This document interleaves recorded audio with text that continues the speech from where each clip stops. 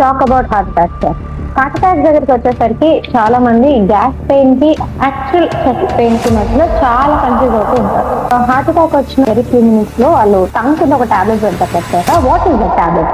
చాలా మందికి ఉన్న అపోహ ఏంటంటే సార్, లెఫ్ట్ సైడ్ మనకి పెయిన్ వస్తేనే అది హార్ట్ స్ట్రోక్ అనుకుంటారు. బీపీ సార్, చాలా మంది బీపీ వచ్చింది అన్న టాబ్లెట్ వేసుకోవచ్చు. One day when there BP is high they take tablet, one day when BP is normal they don't take. కోపం బీపీ రెండు ఒకటేనా సార్? చాలా మంది కోపం బీపీ తెచ్చుకోకు అంటారు. లేదండి, చాలా తప్పది. సో బీపీ కంట్రోల్ అనేది చాలా ఇంపార్టెంట్. బీపీ కంట్రోల్ లో లేకపోతే సేమ్ డయాబెటీస్ లాగే ఎండ్ ఆర్గన్ డ్యామేజ్ అనేది సైలెంట్ గా జరిగిపోతా ఉంటుంది. బీపీ అనేది ఎప్పుడు కంట్రోల్ లో ఉండాలి. కోపం వస్తే బీపీ పెరుగుతుంది, అంతేకాని బీపీ రావటం వల్ల కోపం అనేది కరెక్ట్ కాదు. గ్యాస్ పెయిన్, హార్ట్ పెయిన్ ని డిఫరెన్స్ చేయడం అంత ఈజీ కాదండి. సో చాలా మంది డాక్టర్లు కూడా కన్ఫ్యూజ్ అవుతూ ఉంటారు. Let's straightly get in to the point sir. అసలు కార్డియాలజిస్ట్ కి, ఇంటర్వెన్షనల్ కార్డియాలజిస్ట్ కి ఉన్న తేడాలు ఏంటి? ఎప్పుడు మేము ఒక కార్డియాలజిస్ట్ దగ్గరికి వెళ్ళాలి, ఎప్పుడు మేము ఒక ఇంటర్వెన్షనల్ కార్డియాలజిస్ట్ దగ్గరికి వెళ్ళాలి? See, general cardiologists will deal with all general problems అంటే బీపీ, బేసిక్ డయాగ్నోసిస్ అవన్నీ వాళ్ళు చేసి పెడతారు మీకు. కానీ కొన్ని specifically interventional cardiologist will help in invasive procedures like angiogram, angioplasty, invasive, non invasive and some invasive valve replacements. So ఇలాంటివన్నీ కూడా వాళ్ళు చేసి పెడతారు అనమాట. So interventional is specifically diagnosis and procedures, వాళ్ళని ఇంటర్వెన్షనల్ కార్డియాలజిస్ట్ అంటాం. Only diagnosis is non invasive cardiologist. Okay, great. So cardiologist and interventional cardiologist మనం చూస్ చేసుకునేటప్పుడు ఎలా చూస్ చేసుకోవాలి సార్? అంటే హౌ ఆ పేషెంట్, అంటే నాన్ మెడికల్ బ్యాక్గ్రౌండ్ నుంచి వచ్చిన వాళ్ళకి ఎలా?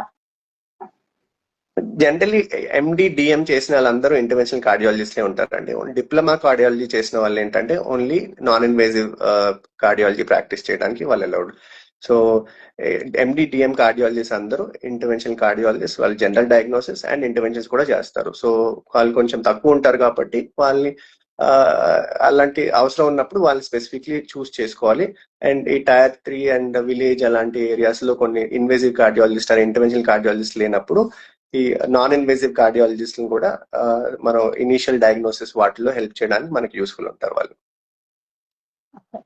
So how challenging it is to study cardiology?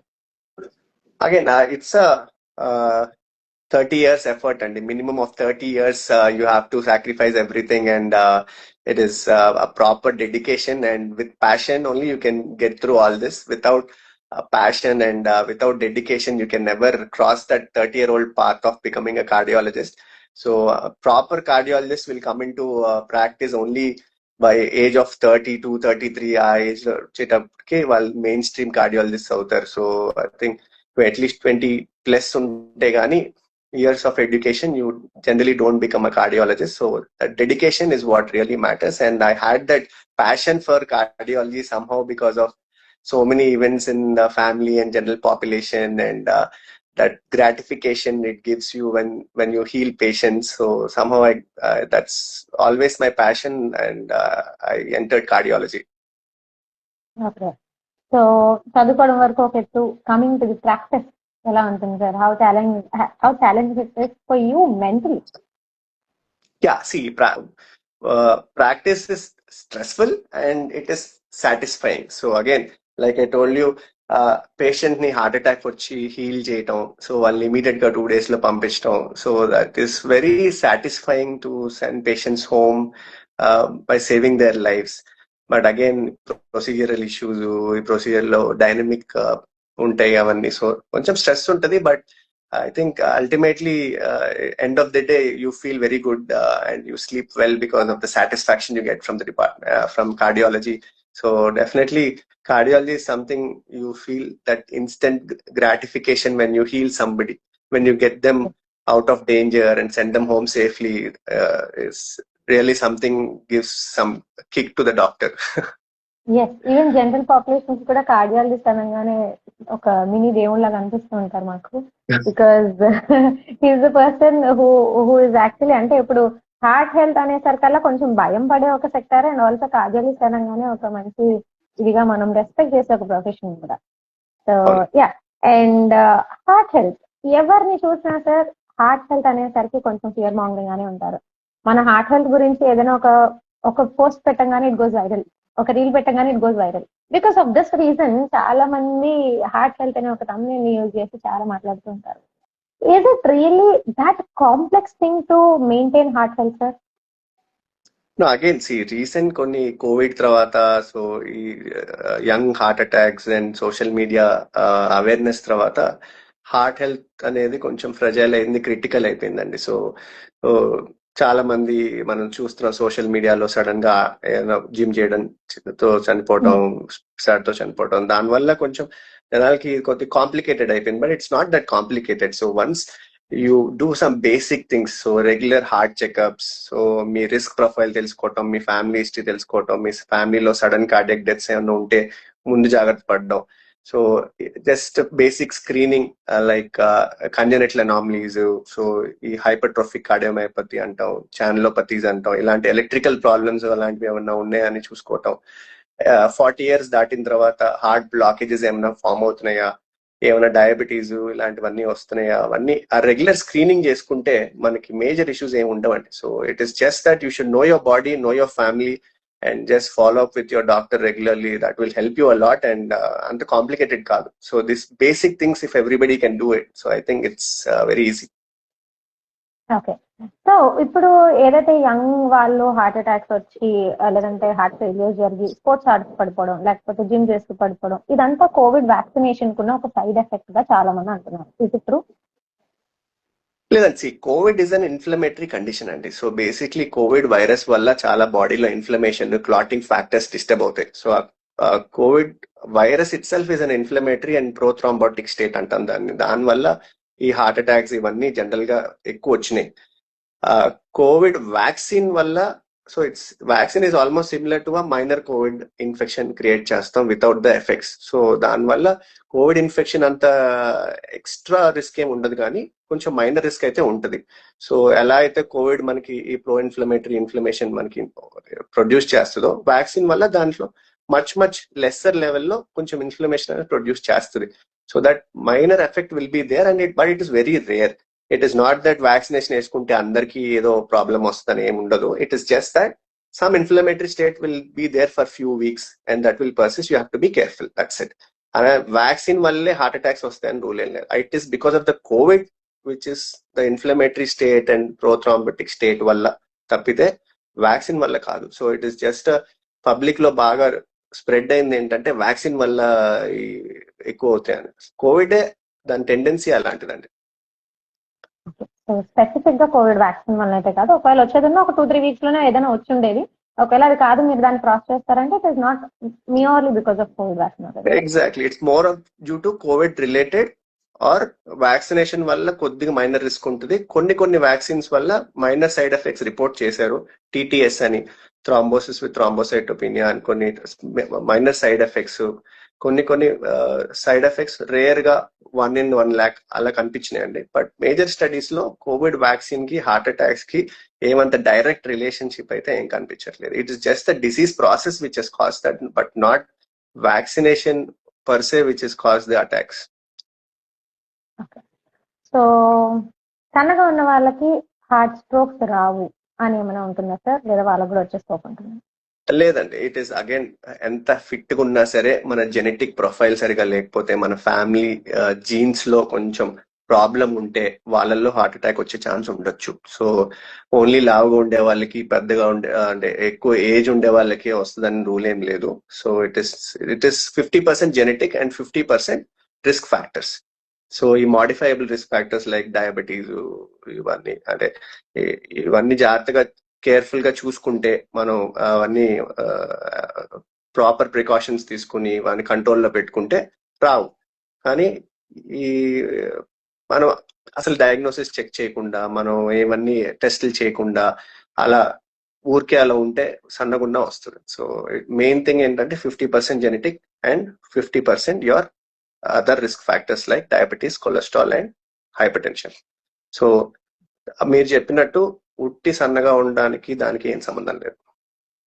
Okay, moving forward, ఇప్పుడు డయాబెటీస్, హైపర్ టెన్షన్ వీటి గురించి మాట్లాడితే సార్, డయాబెటీస్ అనేది silent killer or silently causing heart attack అనడానికి చాలా స్కోప్ ఉంటుంది. So how does diabetes directly or indirectly effect the heart? See, diabetes itself is an inflammatory state అండి. So ఆ diabetes extra sugars వల్ల, so ఆ inflammation వల్ల vessels లో inner lining, endothelium అనే లైనింగ్ ని అది ఎఫెక్ట్ చేస్తుంది. ఆ లైనింగ్ ఎఫెక్ట్ అయినప్పుడు ఏంటంటే కొలెస్ట్రాల్ డిపాజిషన్, ప్లాక్ ఫార్మేషన్ అవన్నీ అయ్యే ఛాన్సెస్ ఎక్కువ. So it's a vascular disease. మన బాడీలో ఎక్కడ వెసల్ ఉన్నా ఆ ఎండోథీలియం ఎఫెక్ట్ చేస్తుంది. కాబట్టి బ్రెయిన్ కి వెళ్ళే వెసల్స్, కాలల్లోకి వెళ్ళే వెసల్స్, హార్ట్ కి వెళ్ళే వెసల్స్, కిడ్నీకి వెళ్ళే ఏ వెసల్ కన్నా ఎఫెక్ట్ చేసే ఛాన్స్ డయాబెటీస్ ఉంది. So it's a vascular disease అంటారు దాన్ని అందుకని. సో సైలెంట్ గా మనకు తెలియకుండా స్లోగా ఎఫెక్ట్ చేసేస్తా ఉంటుంది. మనకి ఎస్పెషల్లీ కంట్రోల్లో లేకపోతే అది చాలా డ్రాస్టిక్ గా ఉంటుంది. సో ఎప్పటికప్పుడు మనం హెచ్బిఏ1సి అని ఇవన్నీ చెక్ చేసుకుంటా ఉండాలి, ఆ పర్సంటేజ్లు చూసుకుంటా ఉండాలి. అవి నార్మల్ గా ఉన్నంతసేపు ఆ డిసీజ్ ప్రాసెస్ స్లోగా సైలెంట్ ఉంటుంది. అదే కానీ అవి కంట్రోల్లో లేకపోతే మాత్రం డిసీజ్ ప్రాసెస్ చాలా డ్రాస్టిక్ గా ఉంటుంది, ఎండ్ ఆర్గన్ డ్యామేజ్ ఎక్కువ ఉంటుంది అనమాట. సో ఎప్పటికప్పుడు మనం డయాబెటీస్ కంట్రోల్లో ఉంటాం, ఆ యావరేజెస్ చెక్ చేసుకోవడం it's very crucial. Okay. Insulin మీద ఉన్న పేషెంట్స్ కి హార్ట్ రిస్క్ ఎక్కువ ఉంటుందా సార్? అలా ఏం లేదండి. ఇన్సులిన్ మీద ఉంటే హార్ట్ రిస్క్ ఎక్కువ ఉంటుందని ఏమి ఉండదు, కానీ కంట్రోల్లో లేకపోతే హార్ట్ రిస్క్ ఎక్కువ ఉంటుంది. It's more of diabetes disease process. So కొంచెం అడ్వాన్స్డ్ పేషెంట్స్ కి టాబ్లెట్స్ మీద కంట్రోల్లో లేని వాళ్ళకి ఇన్సులిన్ ఇస్తాం అనమాట. వాళ్ళకి ఇన్సులిన్ తో కంట్రోల్లో ఉంటే మనకి ఏం ప్రాబ్లం ఉండదు. ఇన్సులిన్ తో కూడా కంట్రోల్లో లేకపోతే అప్పుడు మనకి ఆ డిసీజ్ ప్రాసెస్ వల్ల ఎండ్ ఆర్గన్ డ్యామేజ్ అనేది డెఫినెట్ గా జరుగుతుంది.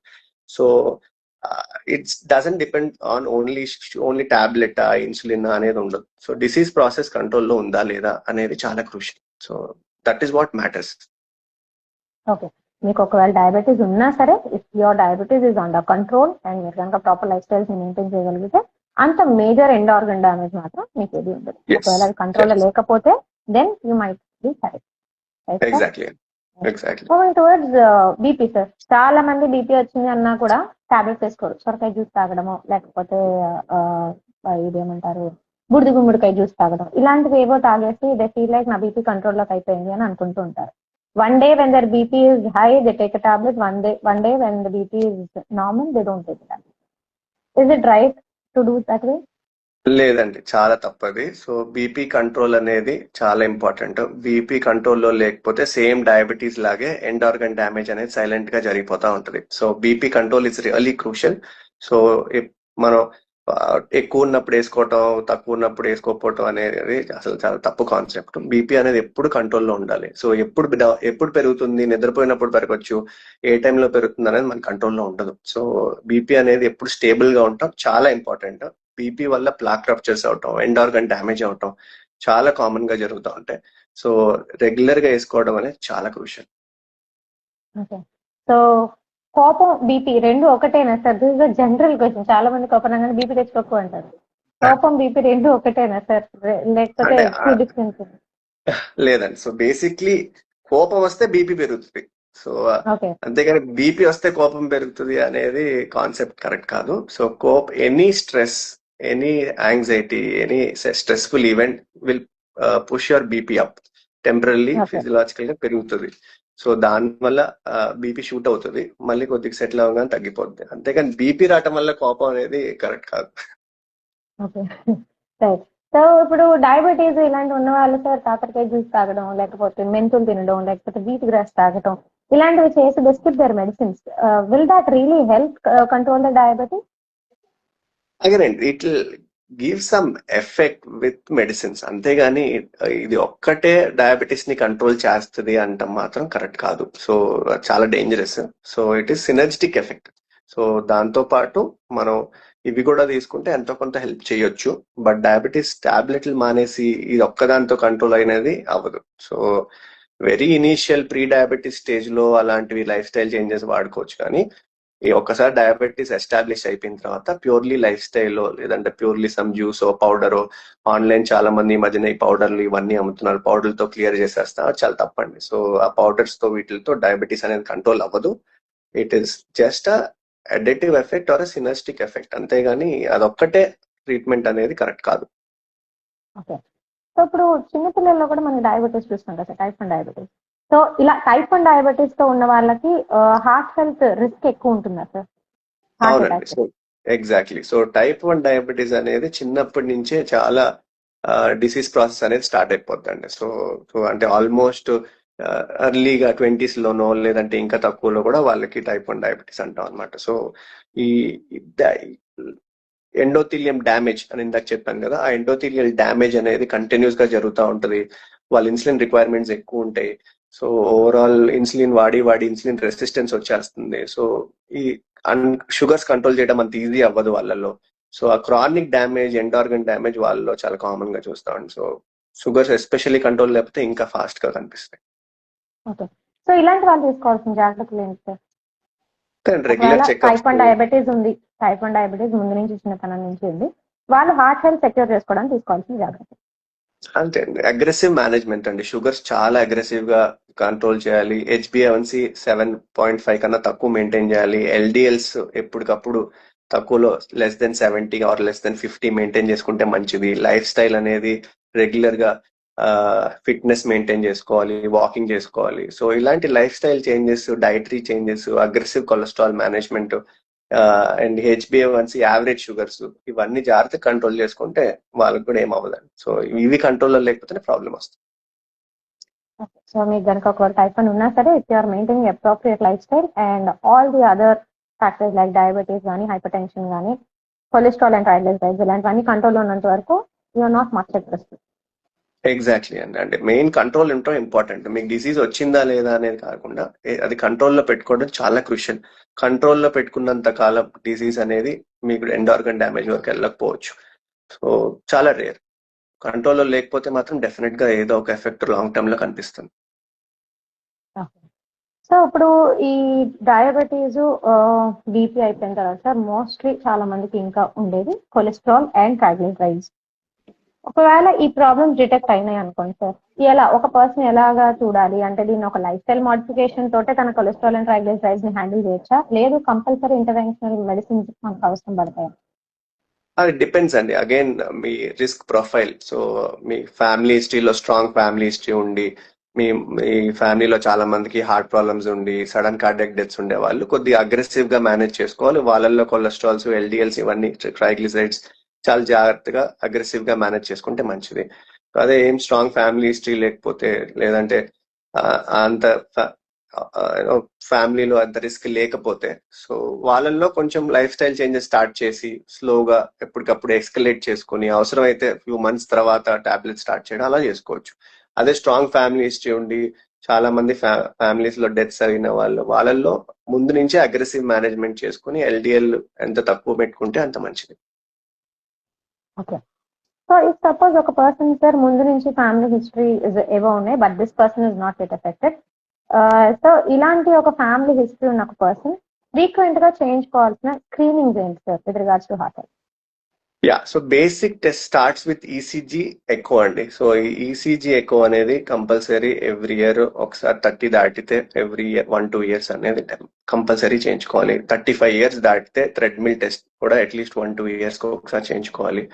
అండ్ 40 years దాటిన తర్వాత ఈ కొలెస్ట్రాల్, షుగరు, డయాబెటీస్ అండ్ ఈ హైపర్ టెన్షన్ ఇవన్నీ ఉండే వాళ్ళకి ఈ డెఫినెట్ గా ఇంకొద్ది ఫ్రీక్వెంట్ గా, అంటే 6 months కి ఒకసారి కొలెస్ట్రాల్స్ చెక్ చేయించుకోవటం, 1 year కి ఒకసారి థ్రెడ్మిల్ టెస్ట్ చేయటం, CT కాల్షియం స్కోరు, లైపోప్రోటీన్ ఏ, అది జెనెటిక్ గా వాళ్ళకి ఎంత టెండెన్సీ ఉంది, హార్ట్ ప్రాబ్లమ్స్ వచ్చే టెండెన్సీ, అవి కూడా once in lifetime lipoprotein A అందరూ చెక్ చేయించుకుంటే మంచిది. వాళ్ళల్లో ఎక్కువ ఉంటే ఇంకా అగ్రెసివ్ మేనేజ్మెంట్ చేయడం వల్ల వాళ్ళకి ఫ్యూచర్ రిస్క్ తక్కువ ఉంటుందండి.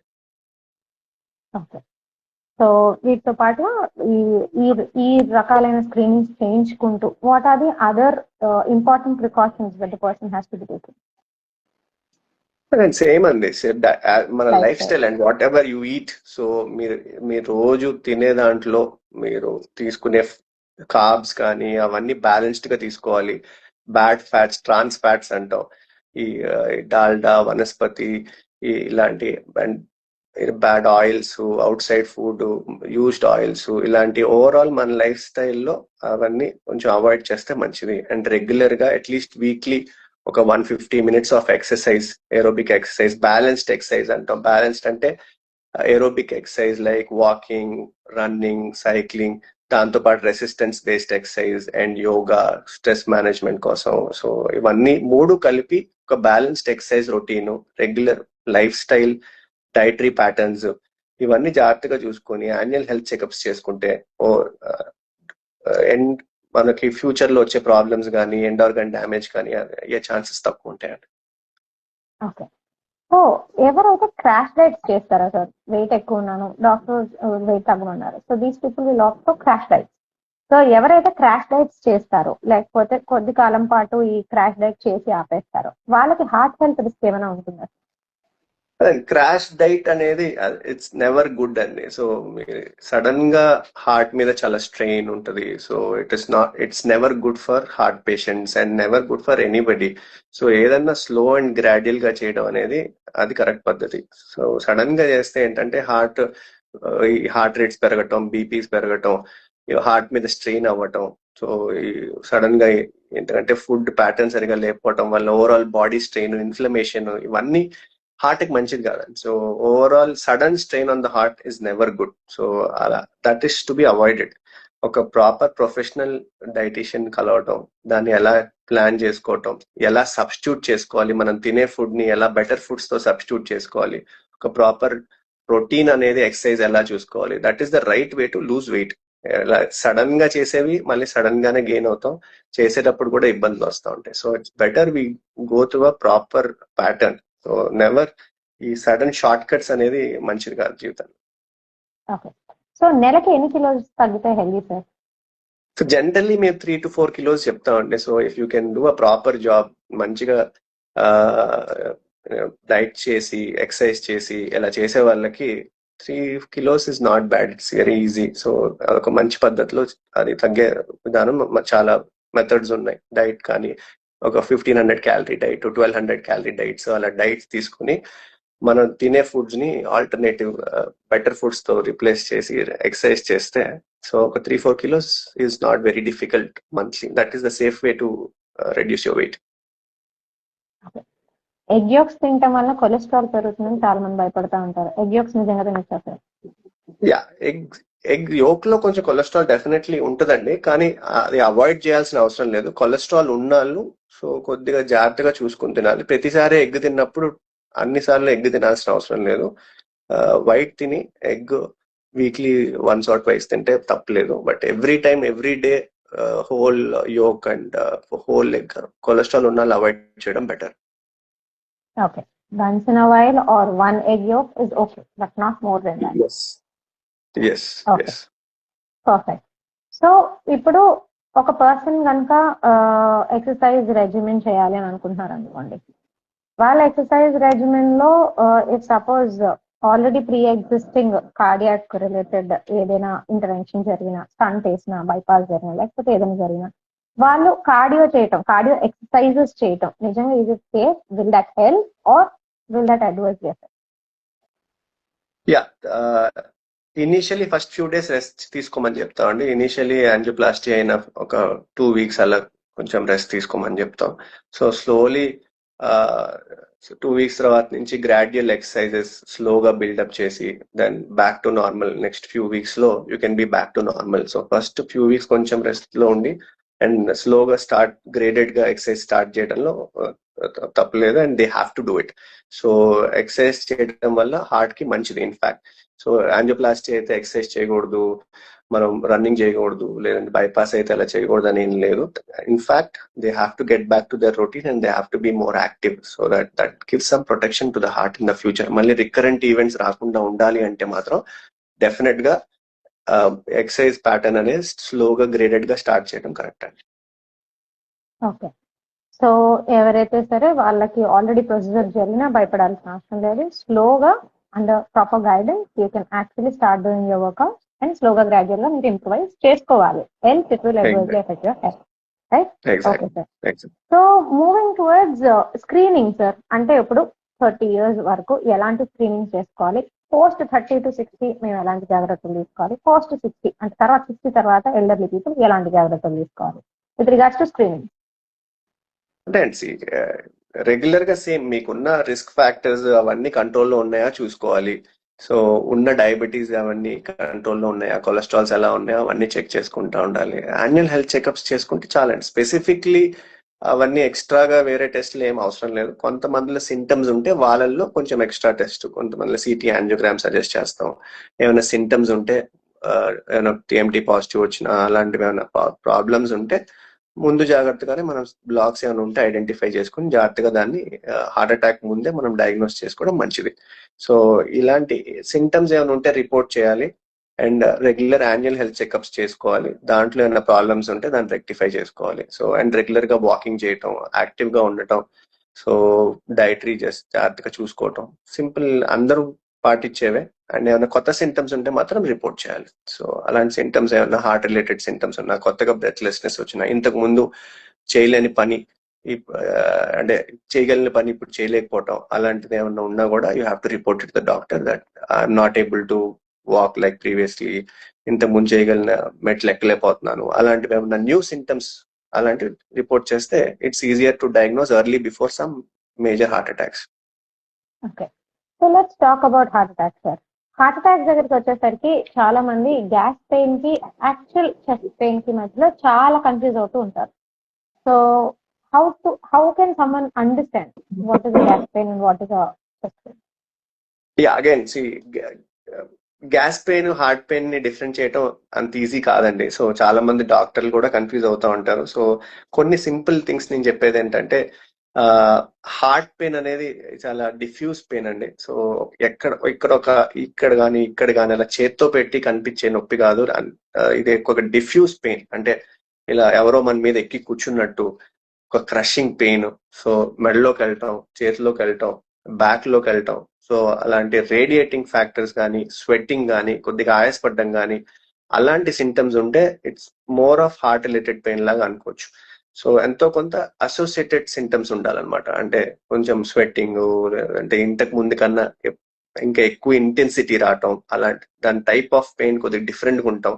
అలాంటి క్లూస్ వచ్చినప్పుడు దాన్ని సీరియస్ గా తీసుకుని ఒక ఈసీజీ వచ్చి హాస్పిటల్లో ఈసీజీ చేయించుకోవటం, అది చేయడంలో తప్పలేదు. సో గ్యాస్ పెయిన్ ఎలా ఉంటుంది అంటే కొంచెం ఫుడ్ తిన్నాక, లేదంటే ఫుడ్ తింటే లేట్ అవుతే కొంచెం మంట రావటం, లేదంటే దాని తర్వాత టాబ్లెట్ వేసుకుంటే ఫ్యూ మినిట్స్ లో తగ్గిపోవటం, అలా గ్యాస్ట్రిక్ పెయిన్ అవ్వచ్చు.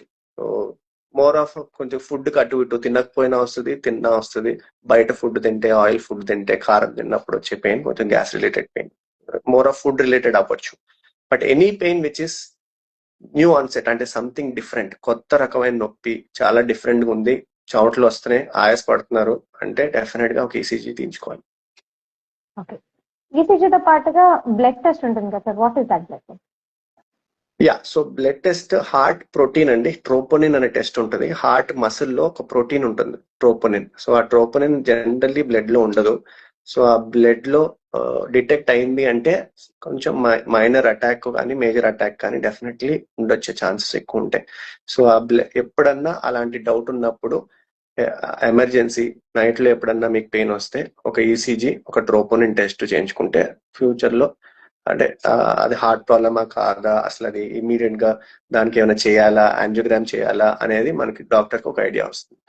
అదే అవన్నీ నెగిటివ్ ఉంది, ఈసీజీలో ఏం ప్రాబ్లం లేదు, టెస్ట్ నెగిటివ్ వచ్చిందంటే జనరల్లీ ఫ్యూ డేస్ అదే ఫ్యూ అవర్స్ అబ్జర్వ్ చేసేసి ఇంటికి పంపించేస్తాం. సో అదే అవి పాజిటివ్ వస్తే అడ్మిట్ చేసుకుని యాంజియోగ్రామ్ చేసి బ్లాకేజ్ ఉంటే దాన్ని క్లియర్ చేసి పంపిస్తాం. ఓకే, సో ఎవరైనా సరే ఇఫ్ ఎట్ ఆల్ అది ఎలాంటి పెయిన్ అయినా సరే మీకు వచ్చినప్పుడు immediately reach to hospital, go with ECG and troponin test. ఈ రెండు పాజిటివ్ వస్తే doctor will advise you the best, లేదు అంటే you can safely come back home. Exactly, and so whenever in doubt, better to get one ECG troponin. If it's negative, come home. If it's positive, stay in the hospital, get further treatment. Simple. Doubt ఉంటే ఇంట్లో రాత్రి పడుకోవద్దు, వచ్చి test చేయించుకుని ఒక 1 hour దాని తర్వాత కావాలంటే ఇంటికి వెళ్ళి పడుకోండి. రేపు జనరల్ గా మనం చేసే తప్పు ఏంటంటే నైట్ టైం పొద్దున వెళ్దాం, ఇప్పుడు ఎందుకులే, ఇప్పుడు ఎవరు ఉంటారు, రాత్రి ఈ టైంలో డాక్టర్స్ ఉండరు, లేట్, అలా చేసే మేజర్ మిస్టేక్ వల్ల హార్ట్ మసిల్ డ్యామేజ్ అనేది అయిపోతుంది. First 6 hours is the golden period. ఆ 6 hours లో ఏమన్నా హార్ట్ బ్లాక్ అయినా ఓపెన్ చేస్తే రికవరీ అయ్యే ఛాన్సెస్ చాలా బెటర్ ఉంటుంది. లేట్ అయ్యే కొద్దీ పర్మనెంట్ డ్యామేజ్ అనేది అవుతుంది. So heart attack, brain stroke వీటికి చాలా వెరీ ఆక్సిజన్ సెన్సిటివ్ ఆర్గన్స్ అండి. అది ఒక్కసారి డ్యామేజ్ అయితే మళ్ళీ రికవర్ అయ్యే ఛాన్సెస్ చాలా తక్కువ. So it's better to come and get it checked if you are in doubt. So don't delay and don't sleep at home with chest pain in the night. So చాలా మందికి ఉన్న అపోహ ఏంటంటే sir, left side మనకి pain వస్తేనే అది heart stroke అనుకుంటారు. Is it real? Only left సైడే పెయిన్ వస్తుందా? లేదండి, అది తప్పు. సో జనరల్లీ మనం బుక్స్ లో కానీ వీడియోస్ లో కానీ అందరూ ఏంటంటే లెఫ్ట్ సైడ్ పెయిన్ వస్తుంది, చేయలాగుతుంది, అప్పుడే హార్ట్ అటాక్ అంటాం. కానీ అలా కాకుండా వేరే విధాలకు కూడా రావచ్చు. సో ఇదొక టైప్ ఆఫ్ పెయిన్ అండి. కొంతమందికి జాలోకి వస్తుంది, కొంతమంది నెక్ లోకి వస్తుంది, కొంతమంది బ్యాక్ లోకి వస్తుంది, కొంతమంది సెంటర్ లో ఉంటుంది, కొంతమందికి రైట్ హ్యాండ్ కూడా పుల్ అవ్వచ్చు. సో దాంట్లో కూడా పెయిన్ లాగా రావచ్చు. So any different presentation. కొంతమందికి పొట్టలో కూడా నొప్పి వస్తుంది, సో అది కూడా హార్ట్ అటాక్ అవ్వచ్చు. సో ఆ పెయిన్ అనేది ఎక్కడన్నా రావచ్చు. సో అలాంటి any different pain which are noticing, so if you feel that there is it's an abnormal new symptom, ఇలాంటి నొప్పి నాకు ఎప్పుడు రాలేదు అని ఎప్పుడన్నా అనిపిస్తే మాత్రం don't take it easy. Gas అని వదిలేయొద్దు. డెఫినెట్ గా ఒక ఈసీజీ తీయించుకుని, కావాలంటే ఈసీజీ నార్మల్ అయితే గ్యాస్ట్రిక్ టాబ్లెట్ ఇంజెక్షన్ తీసుకుని ఇంటికి వెళ్ళి పడుకోవడం మంచిది. సో గ్యాస్ అని ఈజీగా తీసుకోవడం అనేది ఎప్పుడు చేయొద్దు. So that is most common mistake most of the patients to. దానివల్ల ఏంటంటే జరగాల్సిన డ్యామేజ్ జరిగి హాస్పిటల్ లేట్ గా వస్తారు. సో హార్ట్ అటాక్ వచ్చిన వెరీ ఫ్యూ మినిట్స్ లో వాళ్ళు టంగ్ కింద ఒక టాబ్లెట్ పెడతారు కదా సార్, ఆ టంగ్ కింద పెట్టే టాబ్లెట్ అందరికి పెట్టచ్చా? దానికైనా రెస్ట్రిక్షన్ ఉంటుందా? What is the tablet? Yeah, so basic ఇంట్లో ఫస్ట్ ఎయిడ్ కిట్ అనేది ఒకటి మెయింటైన్ చేసుకుంటే బాగుంటుంది అండి. అందరూ ఒక ఎకోస్ప్రిన్ 325 milligrams అని ఒక టాబ్లెట్ ఉంటుంది, బ్లడ్ థిన్నర్. సో ఒకటి, ఇంకోటి స్టాటిన్, అటోర్వాస్టాటిన్ అనే ఒక cholesterol tablet, Sorbitrate 5 mg. So ఇది ఒక యాంటీ యాంజినల్ టాబ్లెట్. సో ఈ 3 టాబ్లెట్స్ వల్ల ఏంటంటే మీకు హాస్పిటల్ వరకు వచ్చే దారిలో మీకు కొద్దిగా ప్రొటెక్షన్ ఇస్తుంది. సో సడన్ గా కొలాప్స్ అవడానికి కానీ, సడన్ గా ఏమన్నా కార్డియక్ డెత్ అవ్వడం, ఎలక్ట్రికల్ ప్రాబ్లమ్స్ రాకుండా ఉండడానికి కొంచెం ప్రొటెక్షన్ ఇచ్చే ఛాన్సెస్ ఉంటాయి. సో ఈ సార్బిట్రేట్ ఇవన్నీ వేయాలంటే కొంచెం బీపీ చెక్ చేసుకుని ఇవ్వాలి. బీపీ 100 కన్నా తక్కువ ఉంటే జనరల్లీ సార్బిట్రేట్ మనం ఇవ్వకూడదు. బీపీ సడన్ గా ఫాల్ అవుతుంది. ఇంట్లో బీపీ మిషన్ ఉంటే చూసుకోండి. బీపీ 100 కన్నా ఎక్కువ ఉందంటే సార్బిట్రేట్ ఇవ్వచ్చు. లేదంటే ఎకోస్ప్రిన్ అండ్ ఈ అటోర్వాస్టాటిన్, ఆ 2 టాబ్లెట్స్ అయితే ఇచ్చేయచ్చు. సో ఆర్బిట్రేట్ బీపీ చూసుకుని, బీపీ బాగానే ఉంది అంటే ఇవ్వచ్చు, బీపీ తక్కువ ఉంటే అవాయిడ్ చేస్తే మంచిది. So basic first aid treatment అయితే ఇది. సో ఎకోస్ప్రిన్ 325, అటోర్వాస్టాటిన్ 40 కానీ 80 కానీ ఏదన్నా ఇంట్లో పెట్టుకుంటే ఒక టాబ్లెట్ ఇమీడియట్ గా వేసుకుని హాస్పిటల్ వచ్చే ముందు వేసుకుంటే, ఏ మాత్రం డౌట్ ఉంటే అది వేసుకుని రావడంలో తప్పలేదు. It will give you some protection until you reach the hospital. So ఒకవేళ నిజంగానే అది గ్యాస్ట్రిక్ పెయిన్ అనుకోండి సార్, అయినా మనం ఈ టాబ్లెట్స్ ఇచ్చాం, వాళ్ళకి ఎలాంటి ప్రాబ్లం రాదు కదా? ఏం రాదండి. సో దానివల్ల ఏమీ ఈ టాబ్లెట్స్ వేయటం వల్ల ఏమీ లైఫ్ థ్రెటనింగ్ ప్రాబ్లం కానీ ఏమి ఇష్యూ అయితే అవ్వదు. టాబ్లెట్ వేయకపోతే వచ్చే డిజాస్టర్స్ ఇంకా ఎక్కువ ఉంటాయి, కానీ వేయటం వల్ల మీకు ఏమీ సైడ్ ఎఫెక్ట్స్, ఏమి మేజర్ ఇష్యూస్ ఉండవు. కొంతమందిలో ఆస్పిరిన్ వల్ల కొంచెం పొట్టలో మంట రావచ్చే కానీ దానివల్ల టెంపరీ ఫ్యూ మినిట్స్ వరకు, but otherwise major issues, major side effects అయితే ఏమి ఉండవు. So if it is really heart attack, ఆ టైంకి ఆస్పిరిన్ 325 ఇస్తే you can save somebody's life. Perfect, very good sir, చాలా మంచి ఇన్ఫర్మేషన్ ఇచ్చారు. And next moving about CPR sir. CPR అనేది నేర్చుకోవాలి, అందరికి రావాలి అనేది మా అందరికి ఇప్పటికైతే అవేర్నెస్ అయితే వచ్చింది. కానీ సిపిఆర్ ఎగ్జాక్ట్ గా ఏంటి, ఎక్కడ నేర్చుకోవాలి? అంటే ఎవరో ఏదో చెప్పేయటం కాదు కదా సార్, ఎగ్జాక్ట్ టెక్నిక్ రావాలి. మనం ఎక్కడ నేర్చుకుంటే బెటర్ గా ఉంటుంది? Are there any places where we can actually learn CPR?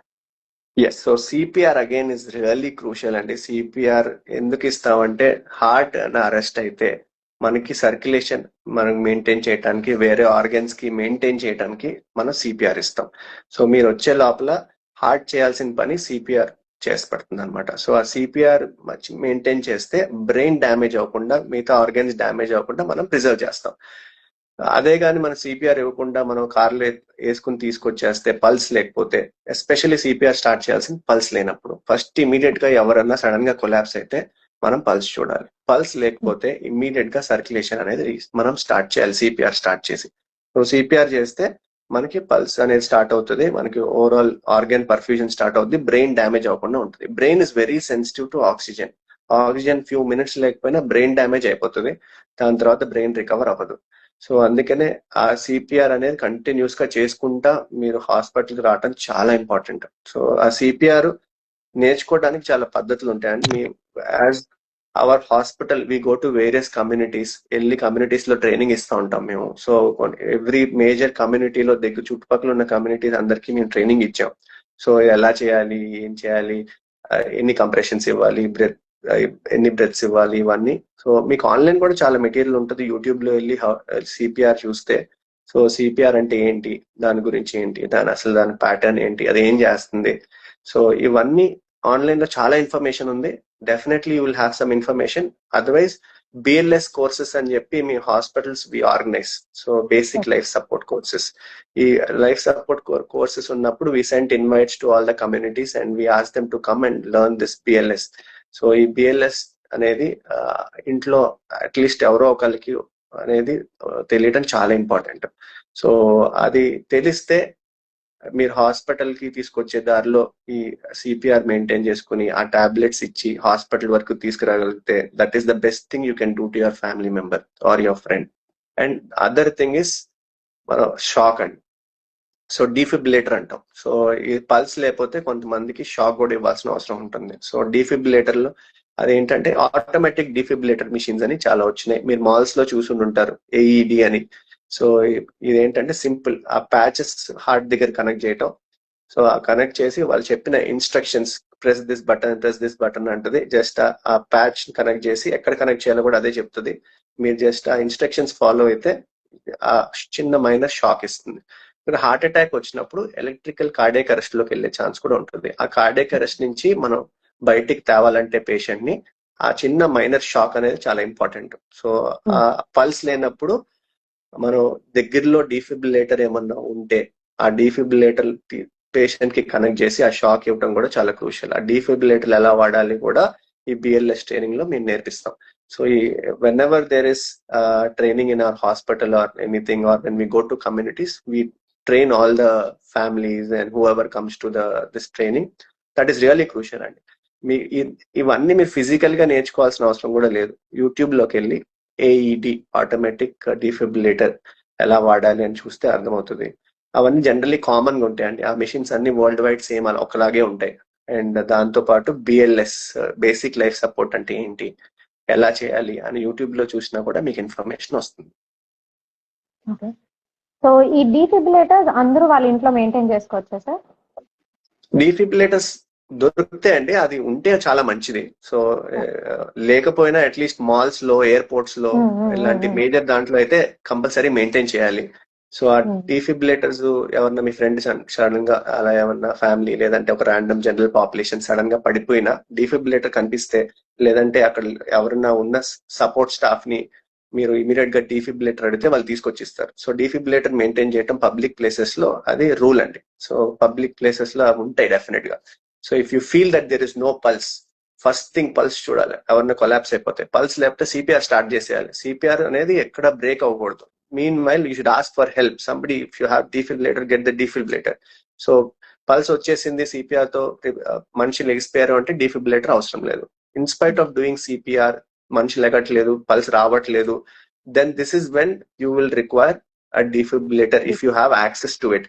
ఆ డిఫిబ్రిలేటర్ జస్ట్ ఓపెన్ చేయటం, ప్యాచెస్ హార్ట్ కి 2 కనెక్ట్ చేయటం, దాని ఆన్ ఇన్స్ట్రక్షన్స్ ఉంటాయి దాంట్లోనే, ఆ ఇన్స్ట్రక్షన్స్ ఫాలో చేయటం, జస్ట్ అదే షాక్ ఇచ్చేస్తుంది. మీరు ఏం చేయాల్సిన అవసరం లేదు. It is just 1 or 2 steps. Audio వస్తుంది, ప్రెస్ దిస్ కనెక్ట్ దిస్ అని, అలాగే చేస్తే సరిపోతుంది. So minimum you can do is learn CPR, learn how to defibrillate and maintain CPR until you come to the hospital. So అలా చేయగలిగితే brain damage లేకుండా heart circulation maintain చేసి మాకు hand over చేయగలిగితే we can definitely save his life. Perfect sir, very insightful. So yes, ఇప్పుడు ఎవరైనా సరే CPR నేర్చుకోవాలి అంటే మంచిగా, అంటే ఏదేదో వాళ్ళు అంటే యూట్యూబ్ లో వ్యూస్ కోసం పెట్టే కాకుండా నిజంగా సర్టిఫైడ్ ఎక్స్పర్ట్స్ నుంచి నేర్చుకోవాలంటే బిఎల్ఎస్ కోర్సెస్ ఉంటాయి మీ దగ్గర. అండ్ డిఫిబ్రిలేటర్స్ మీరు మెయింటైన్ చేసుకోగలిగితే పబ్లిక్ ప్లేసెస్ లో అయితే ఉంటుంది. అండ్ బేసిక్ గా 3 మెయిన్ ఇంపార్టెంట్ టాబ్లెట్స్ మీరు కనుక if you could maintain in your house, then definite గా మీ క్లోజ్ పీపుల్ ని కానీ ఫ్యామిలీని కానీ you can protect them from major damage అవ్వకుండా you can protect them, right sir? Yes. Moving forward, so ఇప్పుడు ఒక పర్సన్ కి హార్ట్ అటాక్ వచ్చింది సార్, స్ట్రోక్ వచ్చింది, we have carefully hand over him or her to you. So next process ఏమై ఉంటుంది sir after a stroke?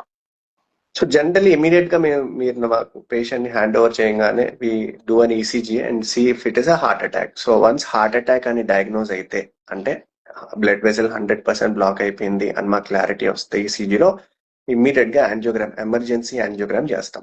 Emergency angiogram చేసిన తర్వాత మనకి ఏ ఆర్టరీ బ్లాక్ అయింది, ఎంత పర్సెంటేజ్ బ్లాక్ అయింది, దానికి ఏం చేయాలనేది డాక్టర్ కి క్లారిటీ వస్తుంది. So once we have clarity about what to do, అంటే మల్టిపుల్ బ్లాక్స్ ఉన్నాయా, సింగిల్ బ్లాక్ ఉందా, అది కొలెస్ట్రాల్ బ్లాకా, కాల్షియం బ్లాకా, లేదంటే బ్లడ్ క్లాట్ బ్లాకా, ఏంటనేది క్లారిటీ వస్తే దాని ప్రకారం అప్రోప్రియేట్ ట్రీట్మెంట్ అనేది వీ విల్ స్టార్ట్. అది సింగిల్ బ్లాకేజ్, ఉట్టి కొలెస్ట్రాల్ లేదంటే జస్ట్ క్లాట్ అనుకోండి, యాంజియోప్లాస్టీ చేసేస్తాం. మల్టిపుల్ బ్లాక్స్, కాల్షియం ఉంది, మల్టిపుల్ లెవెల్స్ లో ఉంది, అలాంటి పేషెంట్స్ కి మల్టిపుల్ స్టంట్స్ కన్నా bypass would be a great option. So ఎవరికి ఎలాంటి ట్రీట్మెంట్ వర్కౌట్ అవుతుంది అనేది యాంజియోగ్రామ్ బట్టి మనకు తెలుస్తుంది. ఓకే, సో ఇప్పుడు యాంజియోగ్రామ్ కి సిటీ యాంజియోగ్రామ్ కి తేడాలు ఏంటి sir? Yeah, so CT angiogram అనేది సిటీ మిషన్ లో చేస్తామండి. జస్ట్ మనకి చేతిలో చిన్న ఇంజెక్షన్ ఇచ్చి సిటీ స్కాన్ మిషన్ లోకి వెళ్ళి చేస్తాం అనమాట. సో దానివల్ల మనకి లోపల ఎంత కాల్షియం ఉంది, ఎంత బ్లాక్స్ ఉన్నాయి అనేది ఒక గ్రాస్ ఐడియా అయితే వస్తుంది. సో కొంతమందిలో కాల్షియం స్కోర్ ఎక్కువ ఉండి, ఎల్డర్లీ పేషెంట్స్ లో కాల్షియం ఎక్కువ ఉంది అంటే సిటీ యాంజియోగ్రామ్ అనేది చేయటం కుదరదు. ఆ కాల్షియం వల్ల ఆర్టిఫాక్ట్స్ వస్తాయి.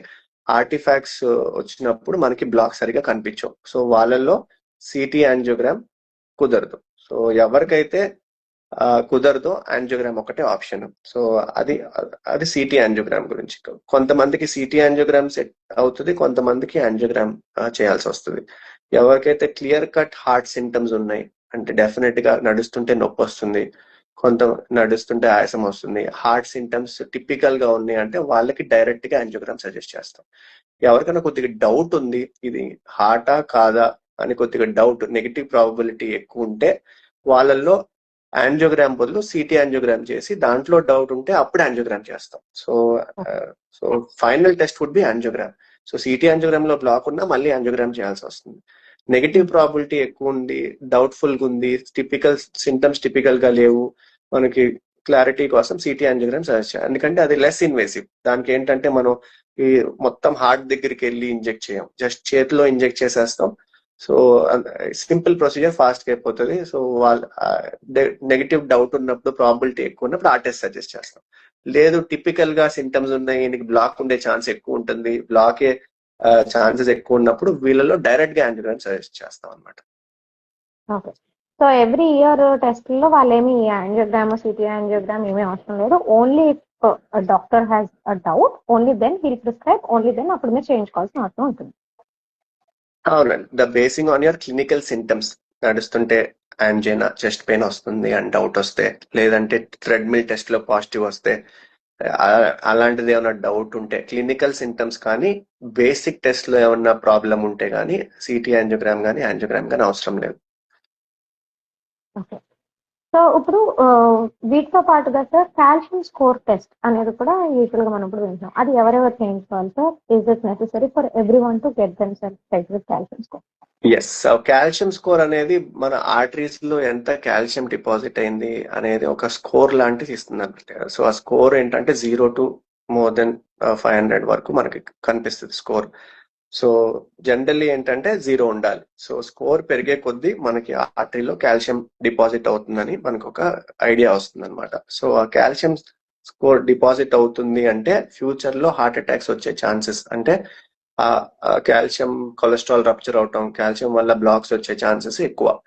సో వాళ్ళల్లో మనం కొద్దిగా అగ్రెసివ్ గా ఒక స్కోర్ 100 కన్నా ఎక్కువ ఉందనుకోండి, వాళ్ళల్లో కొద్ది కొలెస్ట్రాల్ టాబ్లెట్స్ ముందు నుంచే వాడడం, ఒక ఆస్పిరిన్ టాబ్లెట్ ముందు నుంచి ఇవ్వటం. సో స్ట్రాంగ్ ఫ్యామిలీ హిస్టరీ ఉండి వాళ్ళ ఫ్యామిలీలో చాలా మంది హార్ట్ అటాక్స్ తో చనిపోతే వాళ్ళతో కొంచెం అగ్రెసివ్ ట్రీట్మెంట్ ముందు నుంచే మెయింటైన్ చేయడం అనేది అలాంటివి చేస్తాం. సో ఈ calcium score will give us an idea about the overall heart health. So 40 years plus, కొంచెం డయాబెటీస్ ఉండి, స్ట్రాంగ్ ఫ్యామిలీ హిస్టరీ ఉండి, ఇలాంటి రిస్క్ ఫ్యాక్టర్స్ ఉండే వాళ్ళకి కాల్షియం స్కోర్ మేము సజెస్ట్ చేస్తాం. పర్ఫెక్ట్. సో సో ఇప్పుడు మనం ఇందాక మాట్లాడాం కదా సార్, యాంజియోప్లాస్టీకి, స్టంట్ కి, బైపాస్ సర్జరీకి ఆర్ ఓపెన్ హార్ట్ సర్జరీ, వీటికి ఉన్న డిఫరెన్సెస్ ఏంటి సార్? ఎప్పుడు ఏది ప్రిఫర్ చేస్తారు? సో యాంజియోప్లాస్టీ అంటే ఏంటంటే లేదంటే జస్ట్ ఫస్ట్ బెలూన్ తో బ్లాక్ ని క్లియర్ చేసేసి స్టంట్ పెడతాం.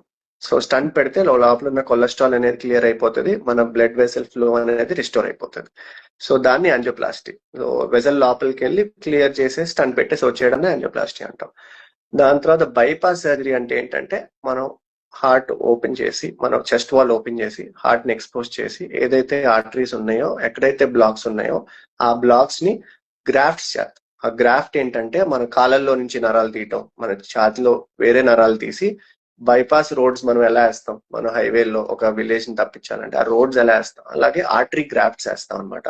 సో పైనుంచి కిందకి ఈ బ్లాక్ ని బైపాస్ చేసి కింద వెసల్ దాన్ని కనెక్ట్ చేస్తాం. దాన్నే బైపాస్ గ్రాఫ్ట్ అంటాం, బైపాస్ సర్జరీ అంటాం. సో ఆ బ్లాక్ ని ఏం టచ్ చేయం, ఉన్న బ్లాక్ ని టచ్ చేయకుండా కింద ఇంకో గ్రాఫ్ ని అటాచ్ చేస్తాం. సో దాన్నే బైపాస్ సర్జరీ అంటాం. సో అదే యాంజియోప్లాస్టీలో ఏంటంటే ఉన్న బ్లాక్ ని క్లియర్ చేసి స్టంట్ పెడతాం.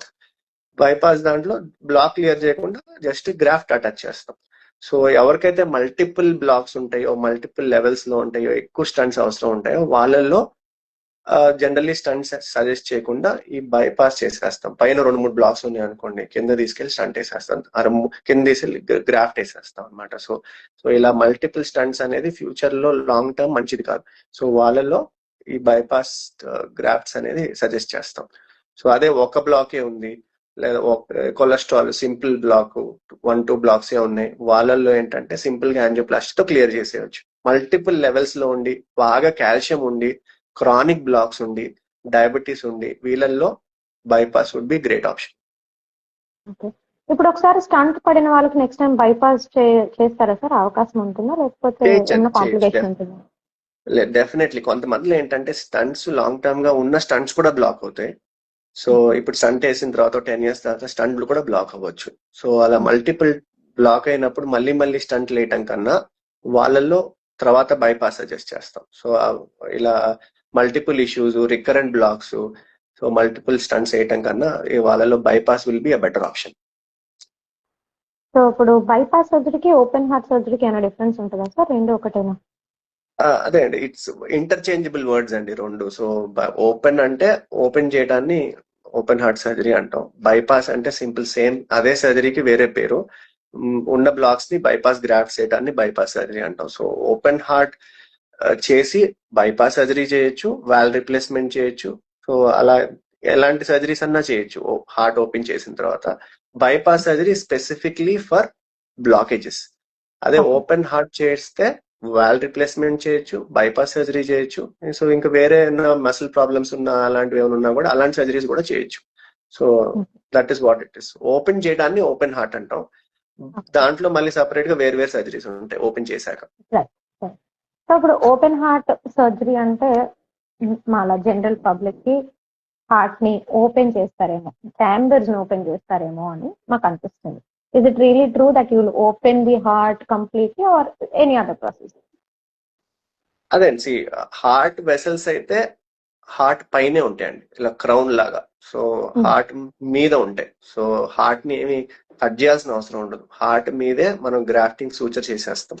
సో హార్ట్ ని కట్ చేసి హార్ట్ ని చాంబర్స్ ని కట్ చేయాల్సిన అవసరం లేదు. అదే కొద్ది వాల్వ్ రిప్లేస్మెంట్స్ చేయాలంటే మాత్రం హార్ట్ కొంచెం కట్ చేసి లోపలికి వెళ్ళి వాల్వ్స్ ని కట్ చేసి కొత్త వాల్వ్ సూచర్ చేసి వస్తాం. సో ఈ ఓన్లీ బైపాస్ సర్జరీకి హార్ట్ ని ఇది చాంబర్స్ ని కట్ చేయాల్సిన అవసరం పడకపోవచ్చు. బట్ వాల్వ్ రిప్లేస్మెంట్స్ మాత్రం హార్ట్ ని కట్ చేసి మళ్ళీ వాల్వ్ కొత్త వాల్వ్ సూచర్ చేసేసి అప్పుడు మళ్ళీ దాన్ని కూడా సూచర్ చేసి వచ్చేస్తాం అనమాట. సో జస్ట్ బైపాస్ కి అయితే జస్ట్ కట్ చేయకుండా గ్రాఫ్ట్ వేసి వచ్చేయచ్చు. సో ఈ వాల్వ్ రిప్లేస్మెంట్స్ ఎప్పుడు అవసరం పడతాయి సార్? అదే అగైన్ వాల్వ్ ప్రాబ్లమ్స్ 2 types ఉంటాయండి. ఈ rheumatic heart disease, degenerative heart disease అంటాం. రుమాటిక్ హార్ట్ డిసీజ్ అంటే చిన్నప్పుడు కొద్దిగా రుమాటిక్ హార్ట్ ఫీవర్ కొన్ని రకాల బ్యాక్టీరియాలు అట్లా వచ్చినప్పుడు ఆ ఇన్ఫెక్షన్ ని సరిగ్గా ట్రీట్ చేయకపోతే, సో ఆ స్లోగా నెక్స్ట్ ఫ్యూ ఇయర్స్ లో ఆ ఇన్ఫెక్షన్ హార్ట్ వర్క్ వస్తుంది.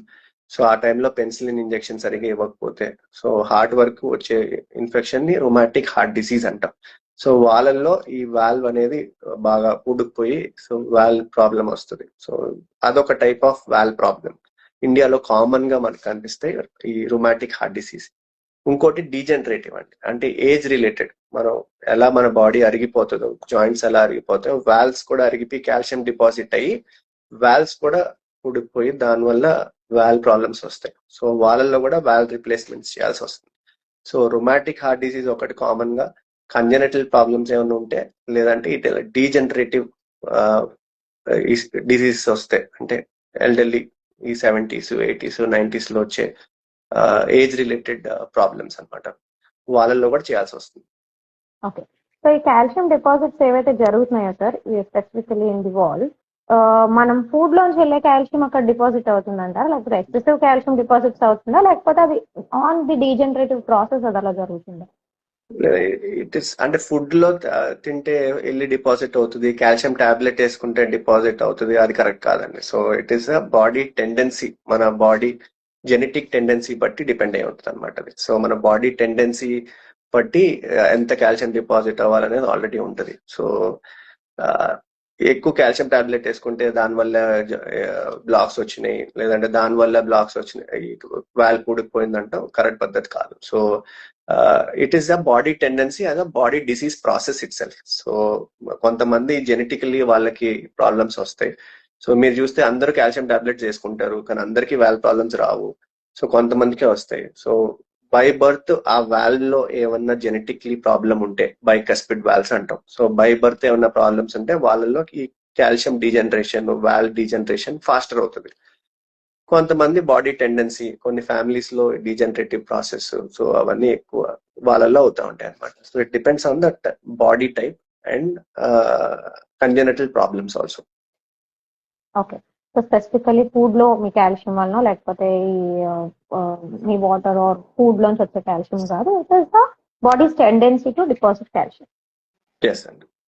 పర్ఫెక్ట్. సో ఇప్పుడు heart enlargement, again a different set of problem.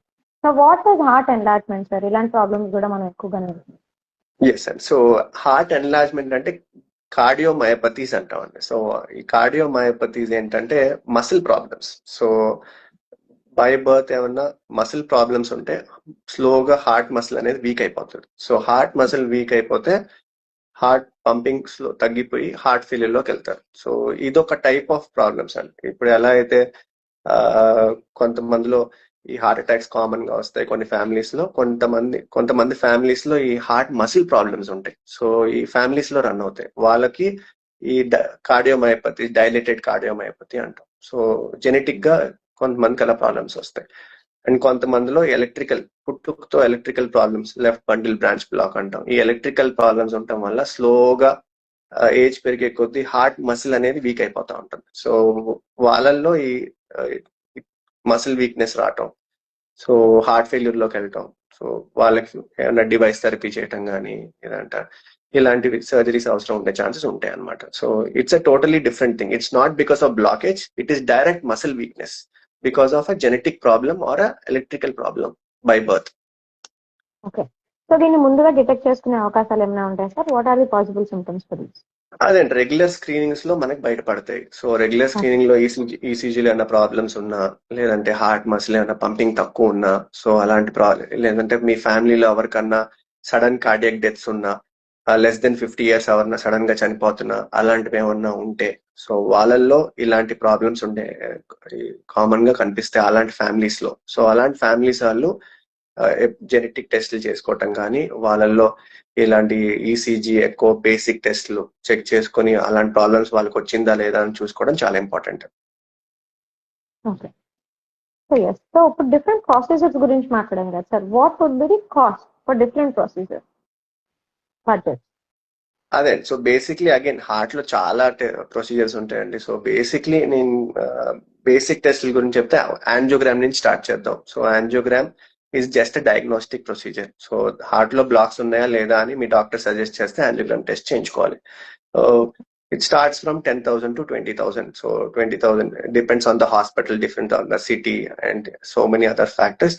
కొంతమంది 10,000 నుంచి 20,000 లోపల చేస్తారు ఆ టెస్ట్. సో ఆ టెస్ట్ లో మనకి బ్లాక్స్ ఉన్నాయా లేదో బయటపడతాయి.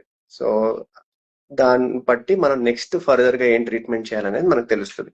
ఒక్కసారి బ్లాక్ ఉందని తేలితే యాంజియోప్లాస్టీ సూటబుల్ అయితే యాంజియోప్లాస్టీ సజెస్ట్ చేస్తాం. యాంజియోప్లాస్టీ అంటే ఏంటంటే జస్ట్ మనం లోపలికి వెళ్ళి ఇందాక చెప్పినట్టు బెలూన్ తో ఫస్ట్ కొలెస్ట్రాల్ బ్లాక్ క్లియర్ చేసి స్టంట్ పెట్టేసి వస్తాం. సో అది again starts from 1.5 lakhs to around 2.5 lakhs from basic hospital to high-end hospitals as a package. Package and it includes room and everything. So ఇదంతా కలిపి చెప్తున్నాను అనమాట. So దాంట్లో కూడా మళ్ళీ స్టంట్స్ లో రకాలు ఉంటాయి. Bare metal stent, drug eluting stent లో కంపెనీస్ ఉంటాయి. మనం వాడే స్టంట్ బట్టి, వాడే ఎక్విప్మెంట్ బట్టి, కొన్ని కాల్షియం ఎక్కువ ఉంటే కాల్షియం మోడిఫికేషన్ డివైసెస్, లేదంటే లోపల కెమెరా పెట్టి ఓసిటీ ఐవస్ అంటాం, ఇంట్రావాస్కులర్ అల్ట్రాసౌండ్. సో ఇలాంటివి ఏమైనా వాడేదాన్ని బట్టి మన కాస్ట్ అనేది పెరగచ్చు. So basic simple angioplasty can start as low as 1 lakh to go almost as high as 10 lakhs also. So it depends on the type of hardware which needs to be involved. Simple cholesterol block అయితే just balloon stent అయిపోతుంది. Calcium blocks అంటే calcium ని break చేయాలి. దాన్ని break చేసి జాగ్రత్తగా stunt సరిగా expand అవుతుందో లేదో చూసుకోవాలి. స్టంట్ ఎక్స్పాండ్ అవ్వకపోతే ఫ్యూచర్ లో ప్రాబ్లమ్స్ ఎక్కువ వస్తాయి. సో వాళ్ళల్లో కాల్షియం డివైజెస్ వాడాలి. కాల్షియం బ్రేక్ చేసి కెమెరాతో స్టంట్ ఎలా ఎక్స్పాండ్ అయిందని ప్రాపర్ గా చూసుకుని వస్తే ఫ్యూచర్ లో మళ్ళీ స్టంట్ అయ్యకుండా మనకి ప్రాబ్లం లేకుండా ఉంటుంది అనమాట. So it depends on the type of blockage and the hardware which we use. So like I said 1 lakh to 10 lakhs వరకు కూడా వెళ్ళొచ్చు అనమాట. సో అగైన్ బైపాస్ అయితే starts from 2.5 to again 5 lakhs దాకా. Depends on the hospital, depends on the technique, minimal ఇన్వేసివా, open హార్టా. So చాలా different factors ఉంటాయి హాస్పిటల్ బట్టి, డాక్టర్ బట్టి. So depends on that. So basic అయితే you can get it done as low as 2 lakhs. And valve replacements లోపల heart లో depends on the type of valve which we use. Metallic వాల్వా, bioprosthetic, tissue వాల్వా అనే దాన్ని బట్టి కూడా we will have a wide range. So basic valve, metallic valve start from 2 lakhs to again can go as high as 10 lakhs based on the type of valve, number of valves.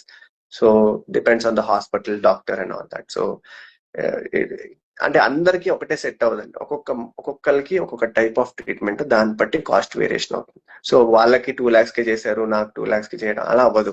So మీకున్న calcium బట్టి, మీకున్న వాడాల్సిన equipment బట్టి it depends. So it's not one cost ఇంతే ఉంటుంది అని ఏమి ఉండదు. సో ఓకే. సో ఒక బేసిక్ ఐడియా కోసం, ఒక హార్ట్ ప్రాబ్లం అనేది ఉంది అని అంటే somewhere around starts from 2 lakhs నుంచి 10 lakhs వరకు ఎంతైనా రేంజ్ అవ్వచ్చు, depending upon the hospital you choose and the doctor you చూస్.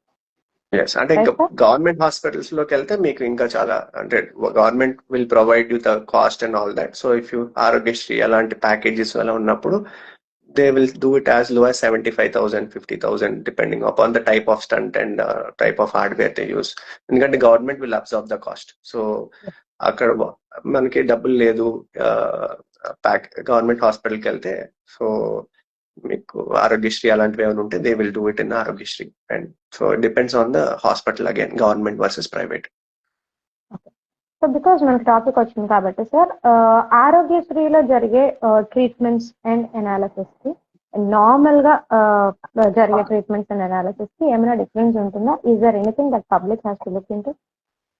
లేదండి, జనరల్లీ బేసిక్ ఎక్విప్మెంట్ అనేది సేమే ఉంటుంది. సో స్టంట్స్ లో కొద్దిగా టైప్స్ ఉంటాయి. సో దాంట్లో ఆ టైప్స్ లో డిఫరెన్స్ ఉంటాయి అనమాట. అంతేగాని బేసిక్ ఈ డ్రగ్ ఎల్యూటింగ్ స్టంట్స్ లో పెద్ద మేజర్ డిఫరెన్సెస్ అయితే ఉండవు.